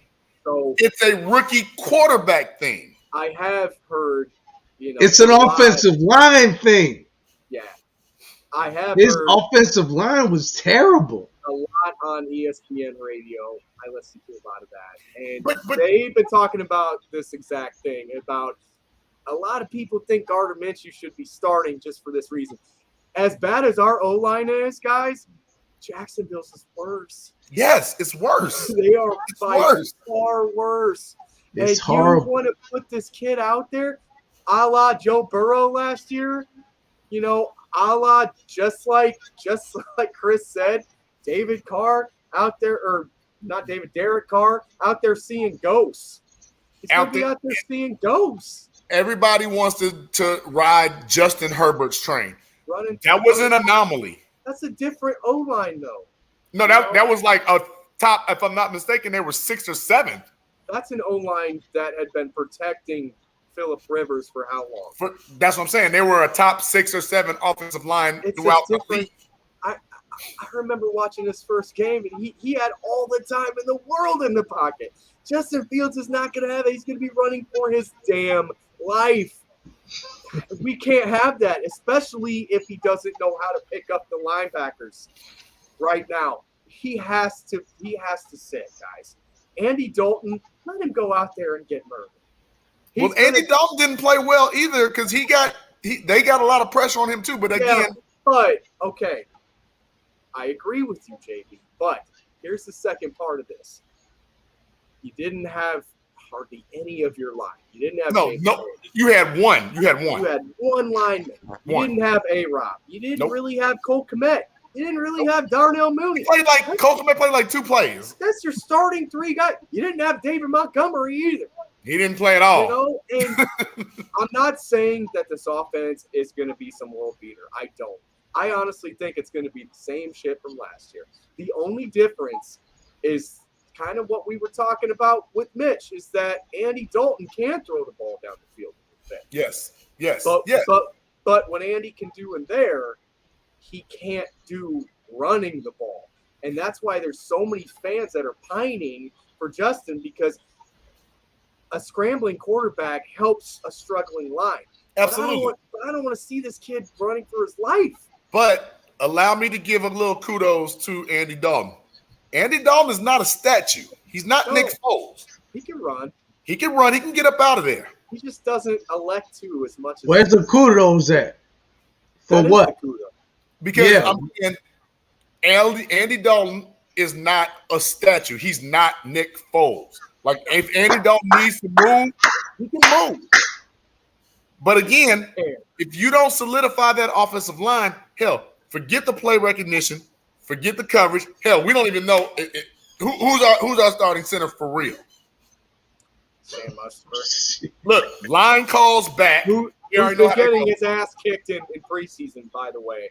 I know that he was working with Olin, but Jesus Christ, like, I saw a couple plays, him getting blown the fuck up, and it wasn't by ones. No, like, it was straight up the middle. I'm worried about this O-line, guys. It's not going to be pretty. I think it's going to be more of the same. And guess what? And I've got the vantage point. The Bills was only rushing 4. Yeah. Well, the Bills blitzed more than almost any team in the league. I'm talking about Saturday. But When I was Saturday, they were only rushing 4 in that first quarter against Andy Dalton. Yeah, against Andy. But then as soon as Justin came in, this shit happened. Pressure on Fields. Oh, the helmet came off. What's that, 5 guys right there? Okay. Yep. No, 6. That was 6 on 5. That was 6. Guys, you're not going to tell me that shit ain't going to happen in the regular season, because all this kid can do right now is run. He does not throw in the pocket. I don't know if anybody else saw that, but he's not throwing in the pocket right now. He's more comfortable on the rollouts, but he's like some other guy we just had. True, but in fairness, 600 fucking times better. But in fairness, I have seen the few that we have, the little bit we have seen of Justin, I have seen him step up in the pocket a time or two. A little bit. So he's capable. But when that pocket is collapsing, he gets nervous. He doesn't show it. Alan, he's seeing ghosts already. I think he is, JB, and that's what I'm saying. That's what I've been saying for weeks. I don't want this boy out there. I want him to sit and wait. And yeah, I know. After Aaron Donald, you've got Myles Garrett coming. You're always going to have these guys that are coming after him. But I don't know what this offensive line is yet. And until I see that, I'm not going to put that kid out there. Just not. Is Peters going to play? Play next week? No. He's going to play. He probably got to get in shape first. He probably not even in shape. For 2 weeks. I think the real telling thing for me is that this number 1 unit has not shown me anything to believe that they deserve this time to sit. If I'm the coach, I'm going to put Justin Fields with this starting offense a little bit just to see what we have. But I don't give a shit if it's against twos. The only people that continually play, like you said, Mustafa and Bars, right? Alex Bars. Is garbage. Bars is garbage. I thought with him playing with Quentin Nelson back in the day, I thought he was going to be one of those guys. So did I. But Quentin covered up a lot of his problems. We never saw that in Notre Dame, though, man. We never saw that. He was getting blown up too. He's got a lot of deficiencies he needs to work on. And you've got James Daniels, you've got Cody Whitehair. They're going to be there. Now Whitehair will play, but Daniels we still don't know with the foot. Affetti, it's still guys. Yeah. Well, Affetti just got off the pup list, so he ain't gonna play next week. No, he's not. He's gonna play week 1. We're not gonna see this offensive line until week 1, and that's scary. Because that's against the number 1 defense with 0 reps together. That's what I'm saying. Dude, your starting tackles are going to be a guy that just got off the pup list and a guy that just got off the couch. Yep. Those are going to be your starting tackles. And Larry Borum better get ready because I like Larry. I guarantee you that he's going to be out there before the first couple of weeks. So. You think so? I guarantee it. Where are you slating him? Left guard? He's going to have to. No, left tackle. You think you're going to push on the left tackle? Because he's a utility guy. He plays all 4 except the center. One of them, too, is going to be out. I'm telling you. I don't think that Jason Peters, hopefully they stay healthy, but I just don't see them staying healthy. I mean, I honestly thought whenever they drafted Larry Borum he was going to play guard. But who else are you going to slot out on the tackle, JB? You don't really have anybody else. I mean, Affetti, yes, for right tackle. Well, yeah, I'm saying right now you're going to have Peters and you're going to have Affetti. But what happens when one of those goes? Who is number? Who is number 73? On the left side. I can't. Who is number 73? 73? Yeah. I can tell you in a second. Yeah, take a look at it because I'm not. Whoever that 73 was, he was at right tackle. But was that a third string guy, third or fourth string guy? I don't know. That changes things because remember none of the starting 5 played at all together. None of them. No, none of them. I'm sure it wasn't a starter. But go back a couple of years ago. James Daniels went from center to guard. Whitehair, center to guard. So they're kind of hodgepodging people together, right? Is his name Simmons? Oh, Latavius Simmons? Yeah. Latavius Simmons is the guy you're talking about. 6'5", 315. He's 24 Okay. years old. So he was on that right side when they shifted. And then that linebacker had a free reign. Latavius, thank you, Anthony. Yeah. At the quarterback. Yeah. And Latavius, I don't know. They had some kind of conversation after the play. Maybe Latavius was saying that you got to recognize that and let us know so we can shift back over or something. You got to protect. Got to protect yourself, man. But again, a right-handed quarterback, even though I know times have changed, your left tackle is your protection from your blind side. If you looking right and you can't identify that right in front of you, that's a problem. That's a problem, T. It is. But that's what I've been saying for weeks, guys. I digress. I hope against Tennessee, let's just end on this. I hope against Tennessee that we see improvement. That's all I want to see. Week to week is just a little improvement on, this mental aspect, stepping up in the pocket. That's what I'm looking for, man. Because no more of this shit. Pressure on Fields. Oh, the helmet came off. That's. When that damn band came off, I don't want to see that was part of his head again. when that band came off, man. Okay, but I never want to see that ever again, man. Concussion protocol. I don't ever want Justin to have to go through any of that. Yeah, so which one do you hit me? We'll talk more about this preseason finale on Saturday with a guest that I'll get to after we bring in Sherry with the rundown. Sherry, I hope she's ready because you're coming in either way, girl. I'm ready. I am ready. I am so ready. I also have the best Harold's chicken in the city of Chicago. I did just text Thomas. I was like, where did we get that Harold's from? Number 88 on 1450 South Michigan. 1450 South Michigan. Yeah, it's the newer one, South Loop. I'm about to say, I'm not familiar with that one, T. No, I'm not either. 1450 South Michigan. So you know, it's just I know where that is. That's across the street from Watermark Tavern. Yeah, exactly. Watermark Tavern, and it's like a bar too. Yeah, he said it was it's like an actual Harold's is a bar. Harold's is a club now, it's man. real fun. Go get your get some drinks, get some Harold's. Wait a minute. It's super plush, man. It's super plush. I like it. He brought it to our game night before he beat JB in a football game, and it was so good. Shots fired. I love you.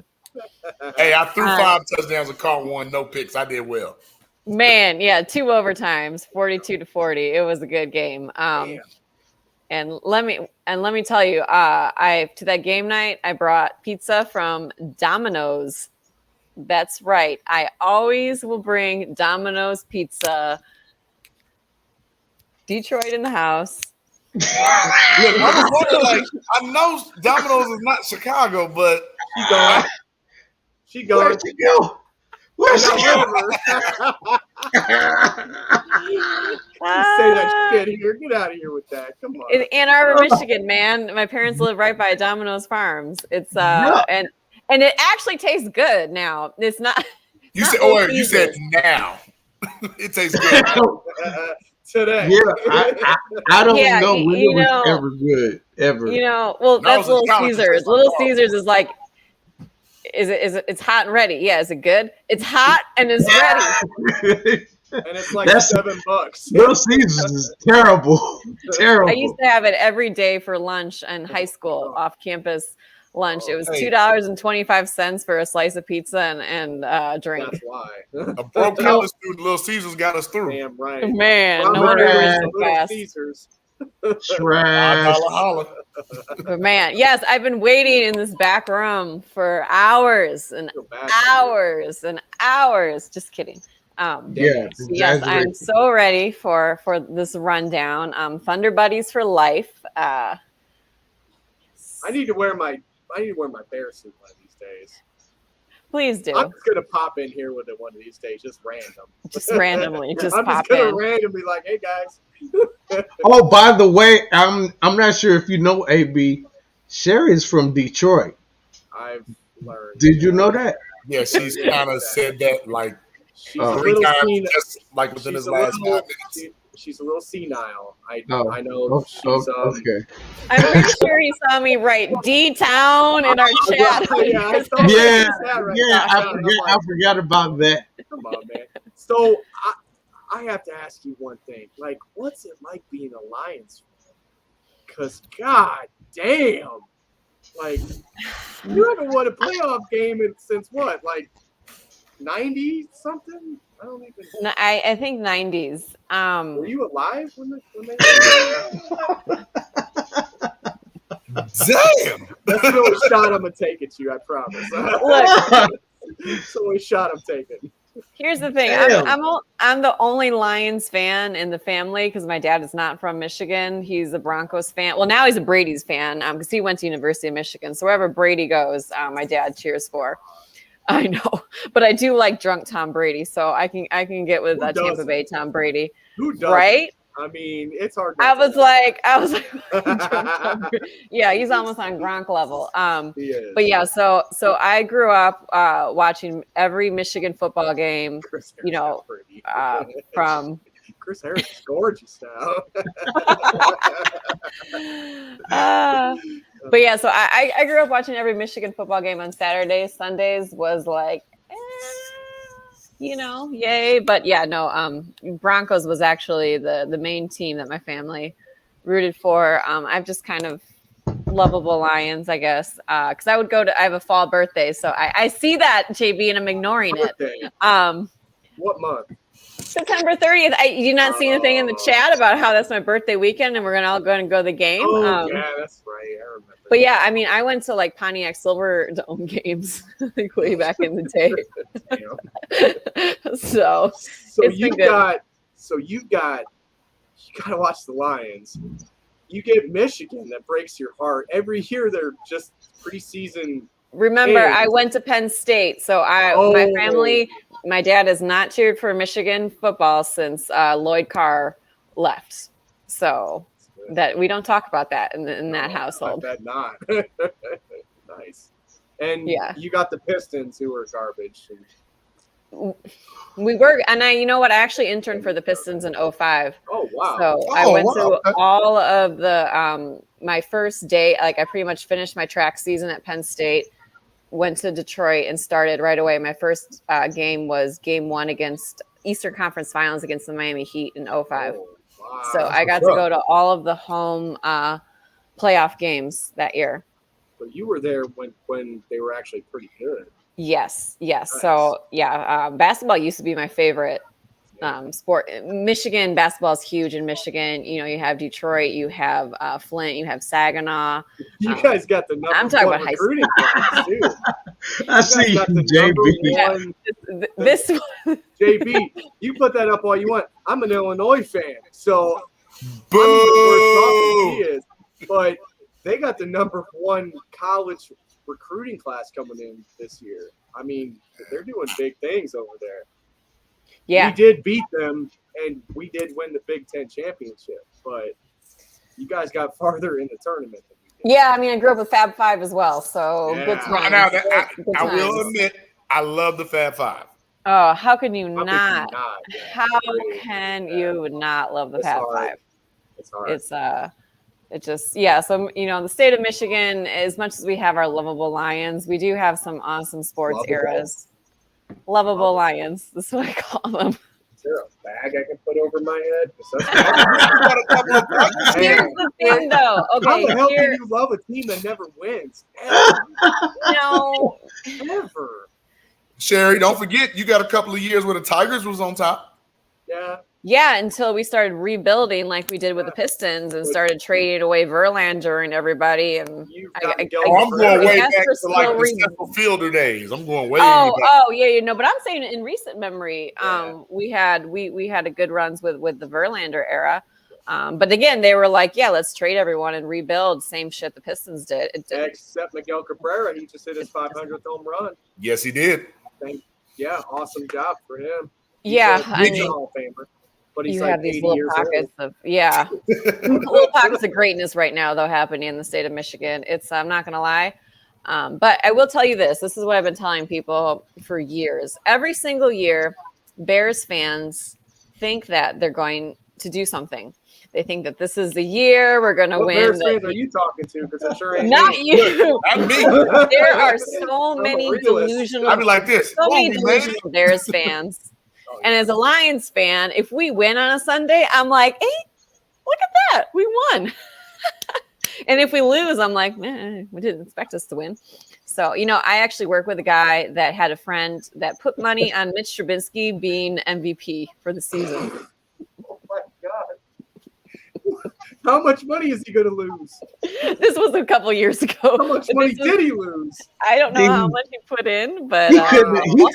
Was he held at gunpoint? I mean, like no, people actually put money on thinking the Bears were going to win everything with Mitch. That's insanity.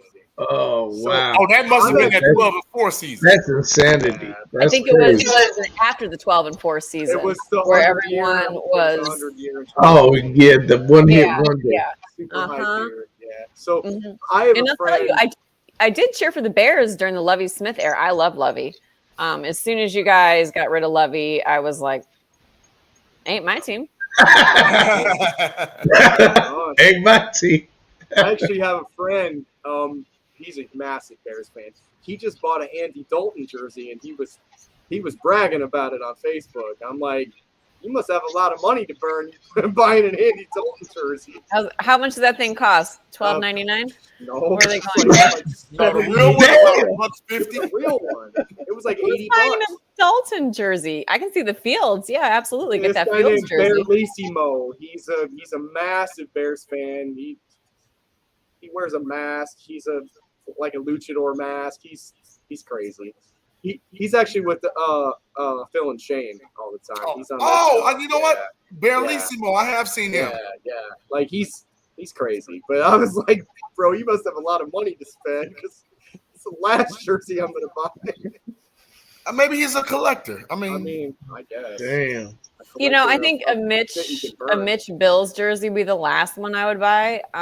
But second to last might be a Dalton. Let's give him a chance. He hasn't even snapped the damn ball for the Bears yet. Did you see? Have you seen his past work? It's preseason. It's practice. So have you seen his work with the Bengals? Perhaps we remember that. Okay, well, they made the playoffs. He was serviceable. He was serviceable with the Bengals. He was serviceable with the Cowboys. He was a little more than serviceable. But he was always good for a couple of interceptions or really fucking it up when he came into it. Yeah. He was definitely good for a couple. And he threw one touchdown and 6 picks in 5 games in the playoffs. Yeah. That's Andy Dalton. That's what you got. And I think the best part is you guys really thought you were going to get Russell Wilson. And then it was like, JK. Andy Dalton. We were going crazy man. about that. And then it was Watson, but now he's in a whole new world of hurt, so we don't need to go there. Yeah, I don't even. Yeah, hey, God bless that brother, because I don't. Yeah. The latest mess that I done heard, 22 counts. 22 counts. Right, you saw that? It ain't looking good. But anyway, let's get to why you're here. This is why I'm here. Let's get this to this. This is what I came here for. Sherry, would you please explain to us what's going on in women's track and field and what's up with your girl finishing last place? You said you was going to talk to me, Sherry. I did. Enlighten And KB, please. okay, so first of all, before the race started, I had like I was like, these are the races that I'm probably going to want to talk about. This is what we're going to do. And then I watched the race and I was like, okay, we're pivoting. We're pivoting here a bit. And I talked to some people and Jesus. I will say it was surprising, but it wasn't. She's very young. When she was an NCAA champion 2 years ago, and so blew the field away that professional season. It was terrible. So getting onto that international stage, she just wasn't ready yet as a professional. Which, I mean, collegians have a long season. It happens. I wasn't too worried about it. She came out here. That being said, she does need to realize that when she's suspended for 30 days, that doesn't mean she doesn't have to work out. You do need to work out, and you do need to train. Right? Well, yeah. So her coach went to the Olympics with 5 or 6 athletes, and the stuff that I've been hearing is she wasn't working out for that whole period. She was, posting on social media, doing all this, and so it's. Social media has really changed everything, for, I hate it. You know what I mean? And so it's a mix of just not being physically prepared and then also not being mentally prepared. So it's really up to her on what she's going to do next, right? Her potential, sky is the limit. Her natural talent is undeniable, out of this world. Is she going to be able to mature enough and it was one race, right? It was one race after a suspension. But is she going to be able to take that maturity level? Is she going to be able to understand that this is your full-time job now? You need to be devoting, we work 40, 50 hours a week at our jobs. She needs to be spending that much time a week, either in training, in workouts, in recovery, all the things that go into creating a professional track career. You can't just be fast anymore. You have to work on your technique. Every little thing counts. And so it's really up to her. Unlimited potential. Absolutely out of this world, unlimited potential. I'm definitely gonna be watching her. I mean, I would love to see her do well. You always want to see people, do well. She's definitely not had an easy life, not had an easy go around. And I wish her all the success in the world. I hope that this humbles her a bit and she helps get on track. I hope she takes Noah Lyle's advice and gets herself a sports psychologist to work on some of these mental. I hope her team is there for her, and really helps her get her mind right, and then get her training. I think sky's the limit. So Sherry, I want to touch on something you just said about humbleness real quick. Mm-hmm. After the race, I'm sure we've all seen it. That arrogance came out. It wasn't a reason for the performance. It was, I'm still the 6th fastest woman in the world, and you can never take that away from me. Blah, blah, blah, blah, blah. Do you think that humility could be a hurdle for her in the future? I don't necessarily have a hard problem with arrogance, because to be a successful 100-meter sprinter, you do kind of need to have a little bit of that in you, because it is such a short and intense race. I think that you need to also have that ability to self-reflect a bit, and to understand that just because you were the 6th fastest in the world, that doesn't mean you can't be bumped to number 7 tomorrow. And then you're bumped to number 8. You need to strive to continually move up, not settle for the past and be like, yeah, I was a number 6 all time. Okay. I was the number 7 400-meter runner of all time at one point at Penn State. I'm pretty sure I fell off that top 10 list, decades ago, but it's like you want to continually to push yourself and to see what your potential is. When I say humble herself, I think it's more of, realigning the mental thing and understanding that you have all this potential, but what are you going to do with it? Yeah. I think for me, seeing, I did see her on Twitter. Somebody put up a meme of like somebody hunched over, breathing hard, and they said, they felt like they could have beat her, and she went on and said that she would triple their whole year's salary. I wasn't sure if that was that one actually real or was that one of the fake ones, because there were a lot of fake. I things actually going double around. checked that on Yahoo News, and Was it real? They said it was real. Yeah. So the person that really comes to mind to me is R.I.P. my man Kobe Bryant. Happy birthday to him. He came out saying, that he would wake up at 3 a.m. every day just so he could get there at 4 every day and work out for hours tirelessly. After a certain point, other guys that didn't do that, even if they started doing that, they would never catch him. And that's kind of the way that I feel right now about her, is that she could really solidify herself if she wants to put that work in, just like you're saying, and be great. But is she going to put that work in? This is not. I read his book. I can't remember the author's last name is Duckworth. I want to say Tammy, but that's our senator.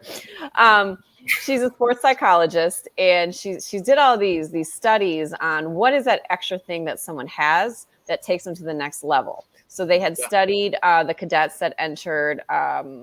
What was it, the Naval Academy or Army, whatever that West Point, that one. And it's like, what is it that separates the candidates that make it through basic training and that drop out? And there was nothing in intelligence, nothing in anything, but it was grit. And so she started giving people tests on who has that grit, who has that internal drive, that kind of that X factor. And she actually started quantifying on that factor. Really? I do recommend any coach that coaches with young athletes to read that book. It's called Grit, Grit. And it's really, but then it's the thing of, can you actually train that? Is it nature? Is it nurture? Some people just have it. Some people, they can work on it. But that was what it is that these West Point candidates separates the men from the boys, and then do you have that ability? And I think that we're going to see in these next couple of years if she has that. She's really young. She's her early 20s. Sprinters. I believe, right? Yeah. 21 and 22. Yeah. I think she turned 21 earlier this year. But like sprinters don't come into their peak form until their late 20s. So, she's physically not even at her athletic prime yet. So she has years to work on it. It just depends if she's going to do it, I hope she does. Yes. Angela Duckworth, not by our Senator Tammy, Angela Duckworth. The Power of Passion and Perseverance. Hey, so crazy they're measuring that now. So yeah. Well, so my question, can I ask a question real quick? No. I want to know, what happened in the race? Was she slow out of the blocks? What happened? Everything. Everything. Ooh. Yeah. I would say within the first 1 second of a 10-second race, I knew she was out of it. Oh, damn. That fast, huh? Well, yeah. I mean, when you're going up against people that fast, the second you get out of the gate not fast enough, you're done, right? That's it. Yeah, Sha'Carri's biggest weakness has been her block start. So for her, if she, even when I thought she was going to the Olympics, I was like, if she can get out of the blocks fast, she can definitely contend with all the Jamaicans. So she got out of the blocks slow, and that just ruined her I mean, first, her time wasn't even slow, you know what I mean? But it's just when you're comparing it to what she's ran in the past, it's slow for her. But she really she seemed to be running through quicksand. And that's because she hasn't been working out like she's supposed to. You need to focus on your technique. You need to be able to explode out of the blocks. But it was very apparent early in the race that she was out of it. For people that watch track and watch her and kind of know what you're looking for. It was, and I'm sure there's coaches that could give you F in all phases. Right. Yeah, and the coaches that can give you the terminology for all the. It was. I mean, I haven't watched it, in more of a slower motion. But it just seemed like everything was off. There was no really drive phase. There was no real acceleration phase. It just kind of, I don't want to say half-assed, but it just didn't. Well, that's how it looked to us because, you know, if she lost, that's one thing. But to come in last, that's kind of like, did you really want to do this? Or were you really prepared to do this? I don't think she was. I think she wanted to do it. I don't think she was prepared. I really hated that they even talked to her after. Like, don't give her. They had to. I mean, you had to because she was the headliner. And I mean, think of all the people that watched the NBC coverage to see her. That was her Olympics. Yeah. I feel like you're giving her that platform, though, just to be, you know, that kind of person where she's not going to need to try because she's got all this other, you know, exposure now. Right. She's just going to get the glitz and glamour and shit, and she didn't even win. It's kind of like we talked about earlier, JB, about Eddie Jackson. You know, after he got paid, where did it go? No. Yeah, and she got paid to be that headliner of Prefontaine. All of their marketing, like they pay those headliners. I mean, you know, 6 figures something, because she was supposed to run the 100 and 200. She withdrew from the 200 that day.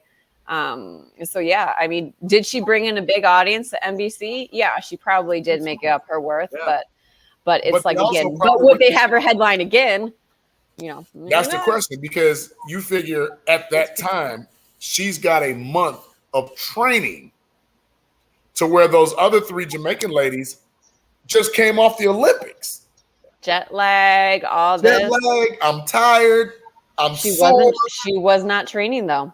And that's she just from what I've heard, she literally was not at the track. She wasn't doing anything. You know, if she's one of so there are people, you know, if their coach isn't there hovering over them, they're not going to do it. I hope she learned. I really do. It's for somebody that doesn't watch a lot of that, we're interested in, like, it's almost for me like kind of like when Tiger Woods was in golf. You know, nobody watched golf, but when Tiger got in golf, that was a different I paid attention. Yes. I paid attention. Obviously, you know, she's got the talent level, but does she have the drive just like a Tiger Woods would have had? And that's what I'm really hoping for her. I really hope she takes this as a shot in the gut and just comes back and just dominates everybody, man. Because I was so upset whenever they knocked her out in the Olympics. That it just wasn't. I was like, okay, did I just see? Like, can we rewind that? Did that really? Like, I was in awe. I agree with what Diop said. It's almost like she had a lack of respect for the profession. And if you listen to the way she was talking after the race, that's exactly how a lot of people felt. Yeah, she needs to treat it like a full-time professional job, as in you need to be perfecting it. Not a game. No, but you know the good news is track is going to be hot for the next few years. We have the World Championship next year here on U.S. Okay, soil, so it's Oregon. 2022. They didn't skip the year to make it up. So Nope. it is 2022. Okay. Yep, and then well, no, sorry, yeah. So I don't even know what year it is right now. 2021, I think. Remember the 2020 Olympics? I know, yeah. Odd years have world championships. So the 2021 world championships are going to be next year. So in 2022 in Oregon. Then the year after that, we'll have another world championships. The year after that, we'll have the Olympics. They'll have another world championship. So we have 4 years in a row of massive track meets. Well, so when is the next big race, though, Sherry? Like, when's there another race like we saw the other day? Well, it depends. Do you want to watch the Jamaicans run? Because they're running on Thursday in Switzerland. When is Shikari going to run again? That's my real question. I don't think Shikari is going to run again this year. This year? Yeah. Track season's almost over. Well, yeah, but she's got to train too. Because she's obviously. Yeah, this was not good. Yeah, so track season, Prefontaine was a stop on the Diamond League circuit. It is the premier track circuit, mostly in Europe. There's a couple stops in like Shanghai, Doha, and then one in Eugene. And that's why you didn't see like the men's 400 hurdles or, you know, the women's 400. Each meet only has a couple of events that they're featuring.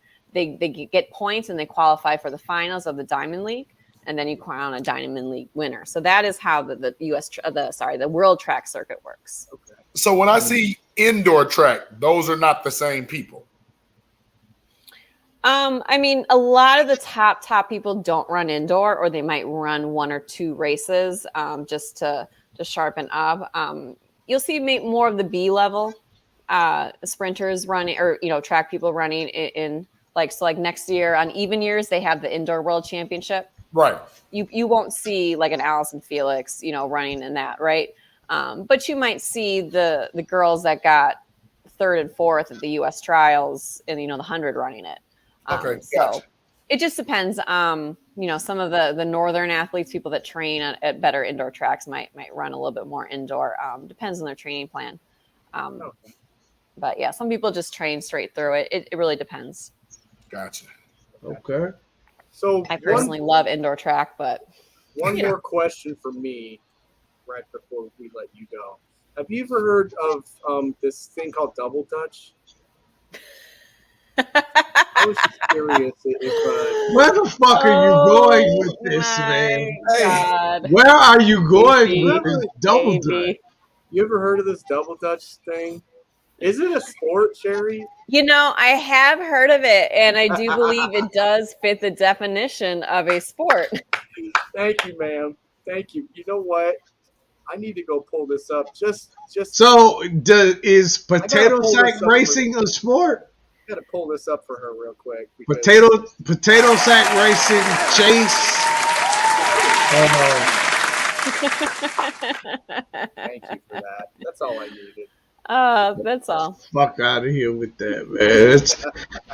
Technically, I guess it is a sport, but I mean.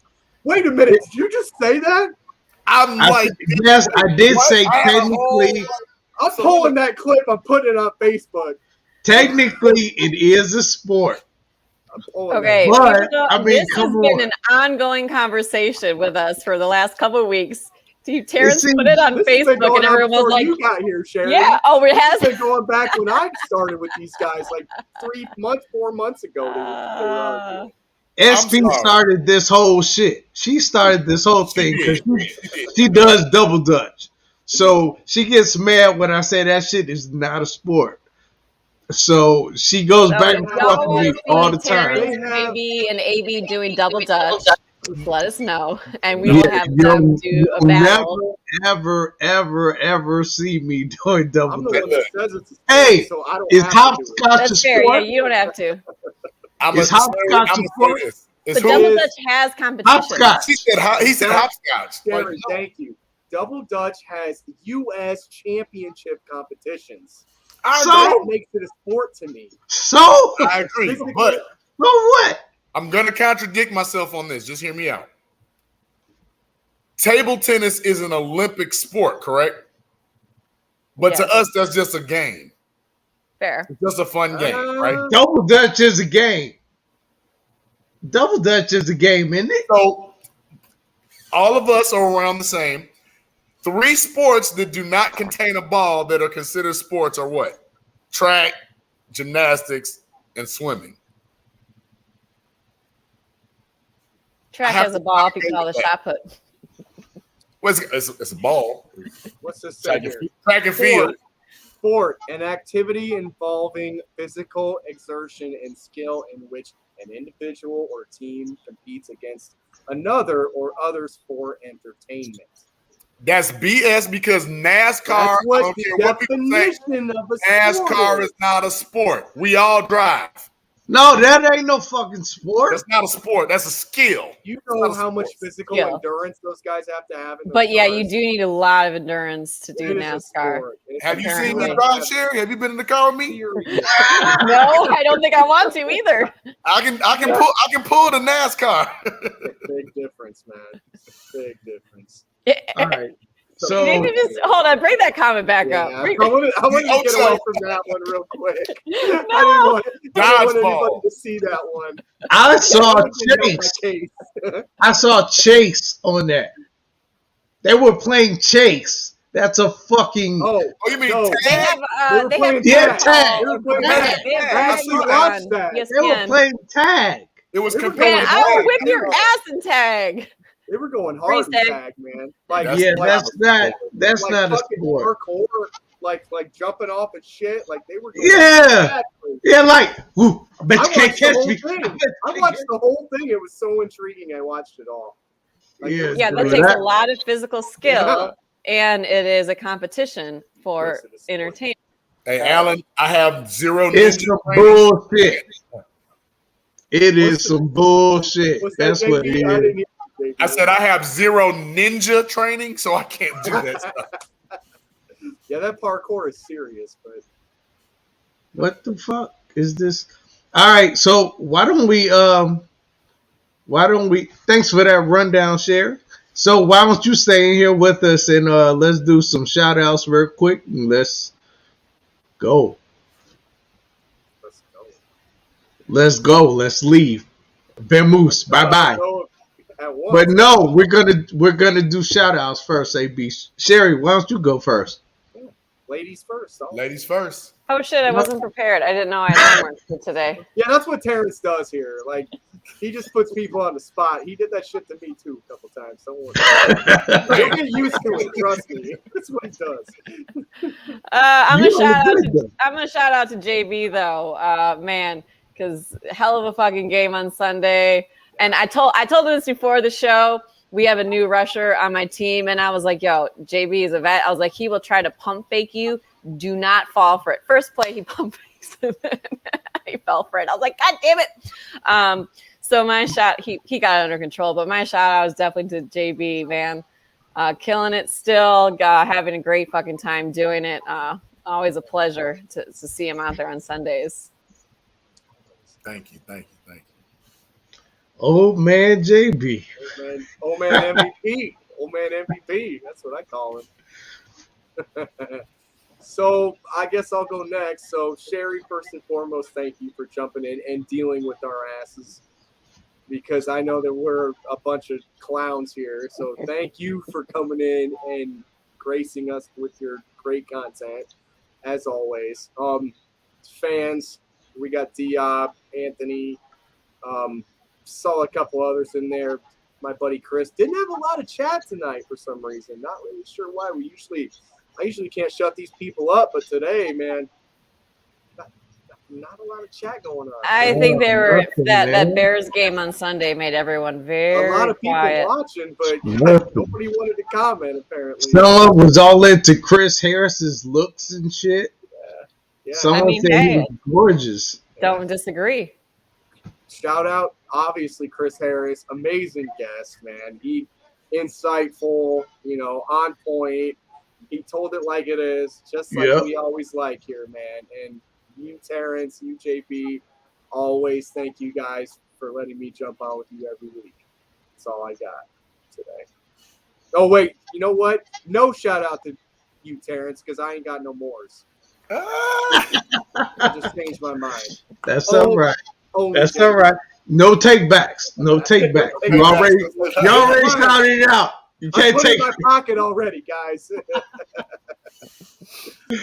So I'll go. Shout out to Sherry. Always a pleasure seeing you and being able to talk with you. Thank you for being on. Welcome to Edition.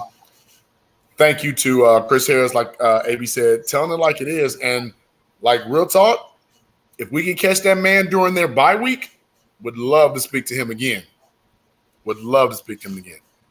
Also, shout out to all of our guests that tuned in. Again, this doesn't run without you guys, so we appreciate you. Everybody that tunes in, family, friends, my personal shout outs, SB, Mom Dukes is always supporting love, showing love, and showing up.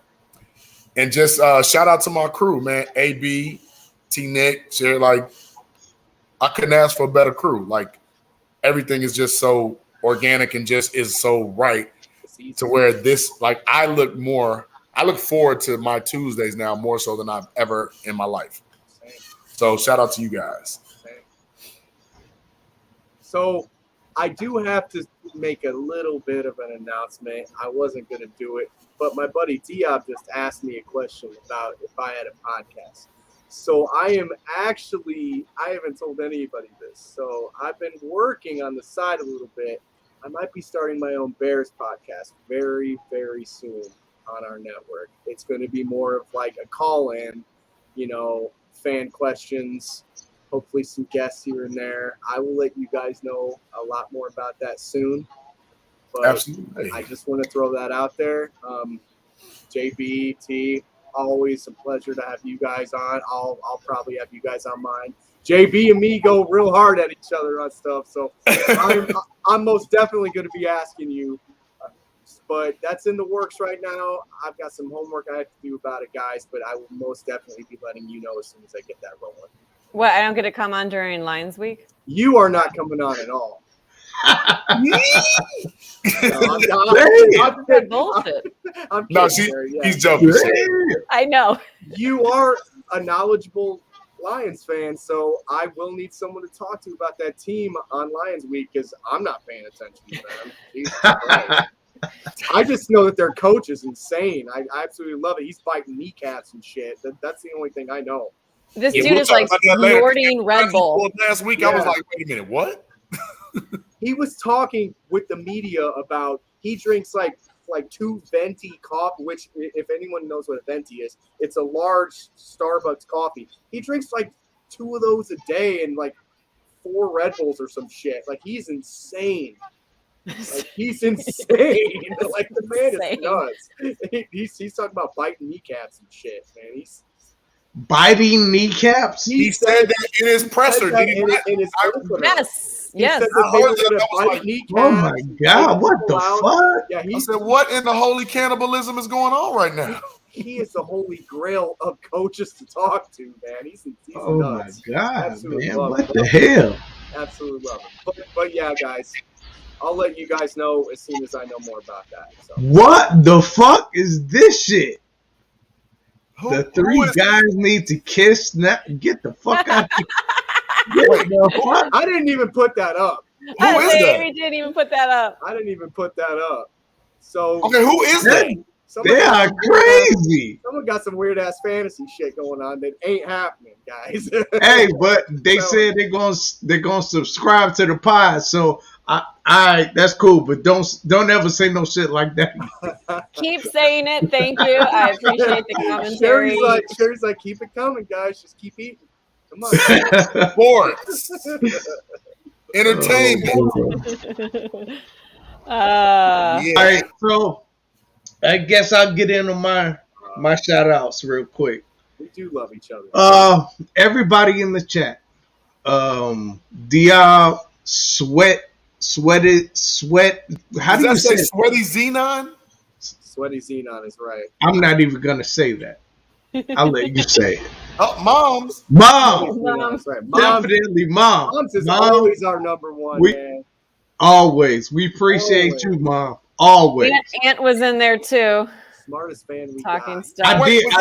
Is that our aunt? Yes, that's our aunt. Okay. Yeah, I told him to come on because I was like, yeah, I'll be talking track. Yeah. That's what's up. That's our aunt. Yeah, Mr. Referee aunt. Aunt, shout out to you. And like I said before in the beginning of the show, I always say I never have any family support. Actually, this time, Big L, my cousin Big L, his name is Leonard, but I call him Big L. I know that was a rapper. But he's actually in the chat. He just ain't gonna say shit. But he's there. Appreciate you, Big L. Everybody else, huh? I said we need to get more of your cousins on this thing, man.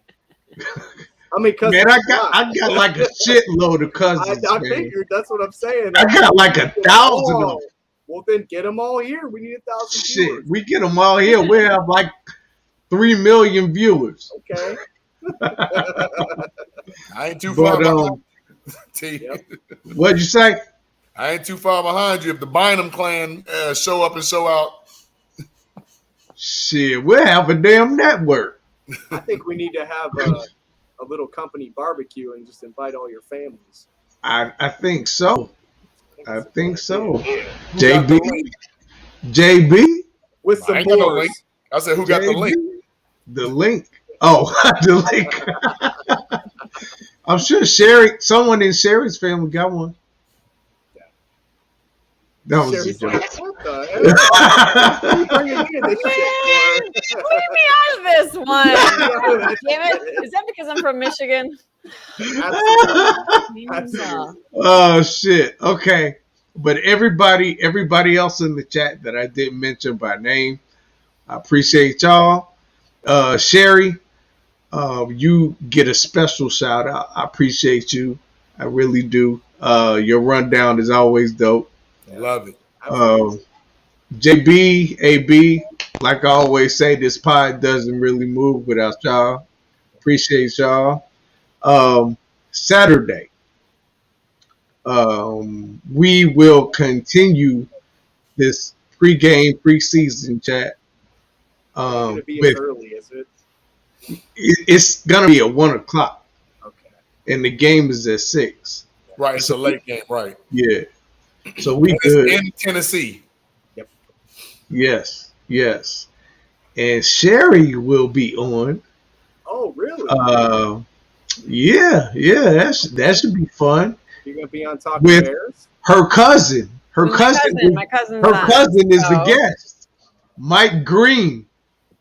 Oh, Get it? The that didn't last answer my name. question. The last name Green. Be on Talking Bears. I hope she's Talking Bears. I don't think he had any stints with the Lions. So I was like, did he even play for? You're gonna have to start talking Bears, Sherry. If you're gonna be hanging out with us. I know. I told you I love Lovie Smith era. So as long as we keep the grown folk coming, I will be very happy to talk Bears and look back at old Lovie Smith game footage. I was hoping that my cousin played in a Thanksgiving game in Detroit. Against the Lions, yeah, but unfortunately, there was that long time where you guys weren't there. I was like, I want to talk to somebody that came in and played in that game. But he would have played in the Silverdome and in Ford Field. So I will ask him that, but everything else will be Bears, mostly. I think me and JB can handle that.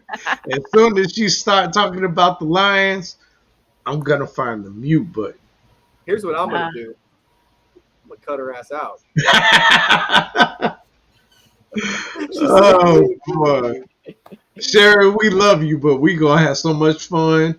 This damn season, boy, we gonna have so much fun talking about the Lions. But all right, so that pretty much wraps up my shout outs. Oh, Sox tickets. I never talked about giving away. I have 2 pairs of Sox tickets I'm giving away in September. And I still have to figure out how I want to give them away. I already told you how. Yeah, I'm not gonna do that. I'm gonna do What something. did you say, AB? Because that'll make sense.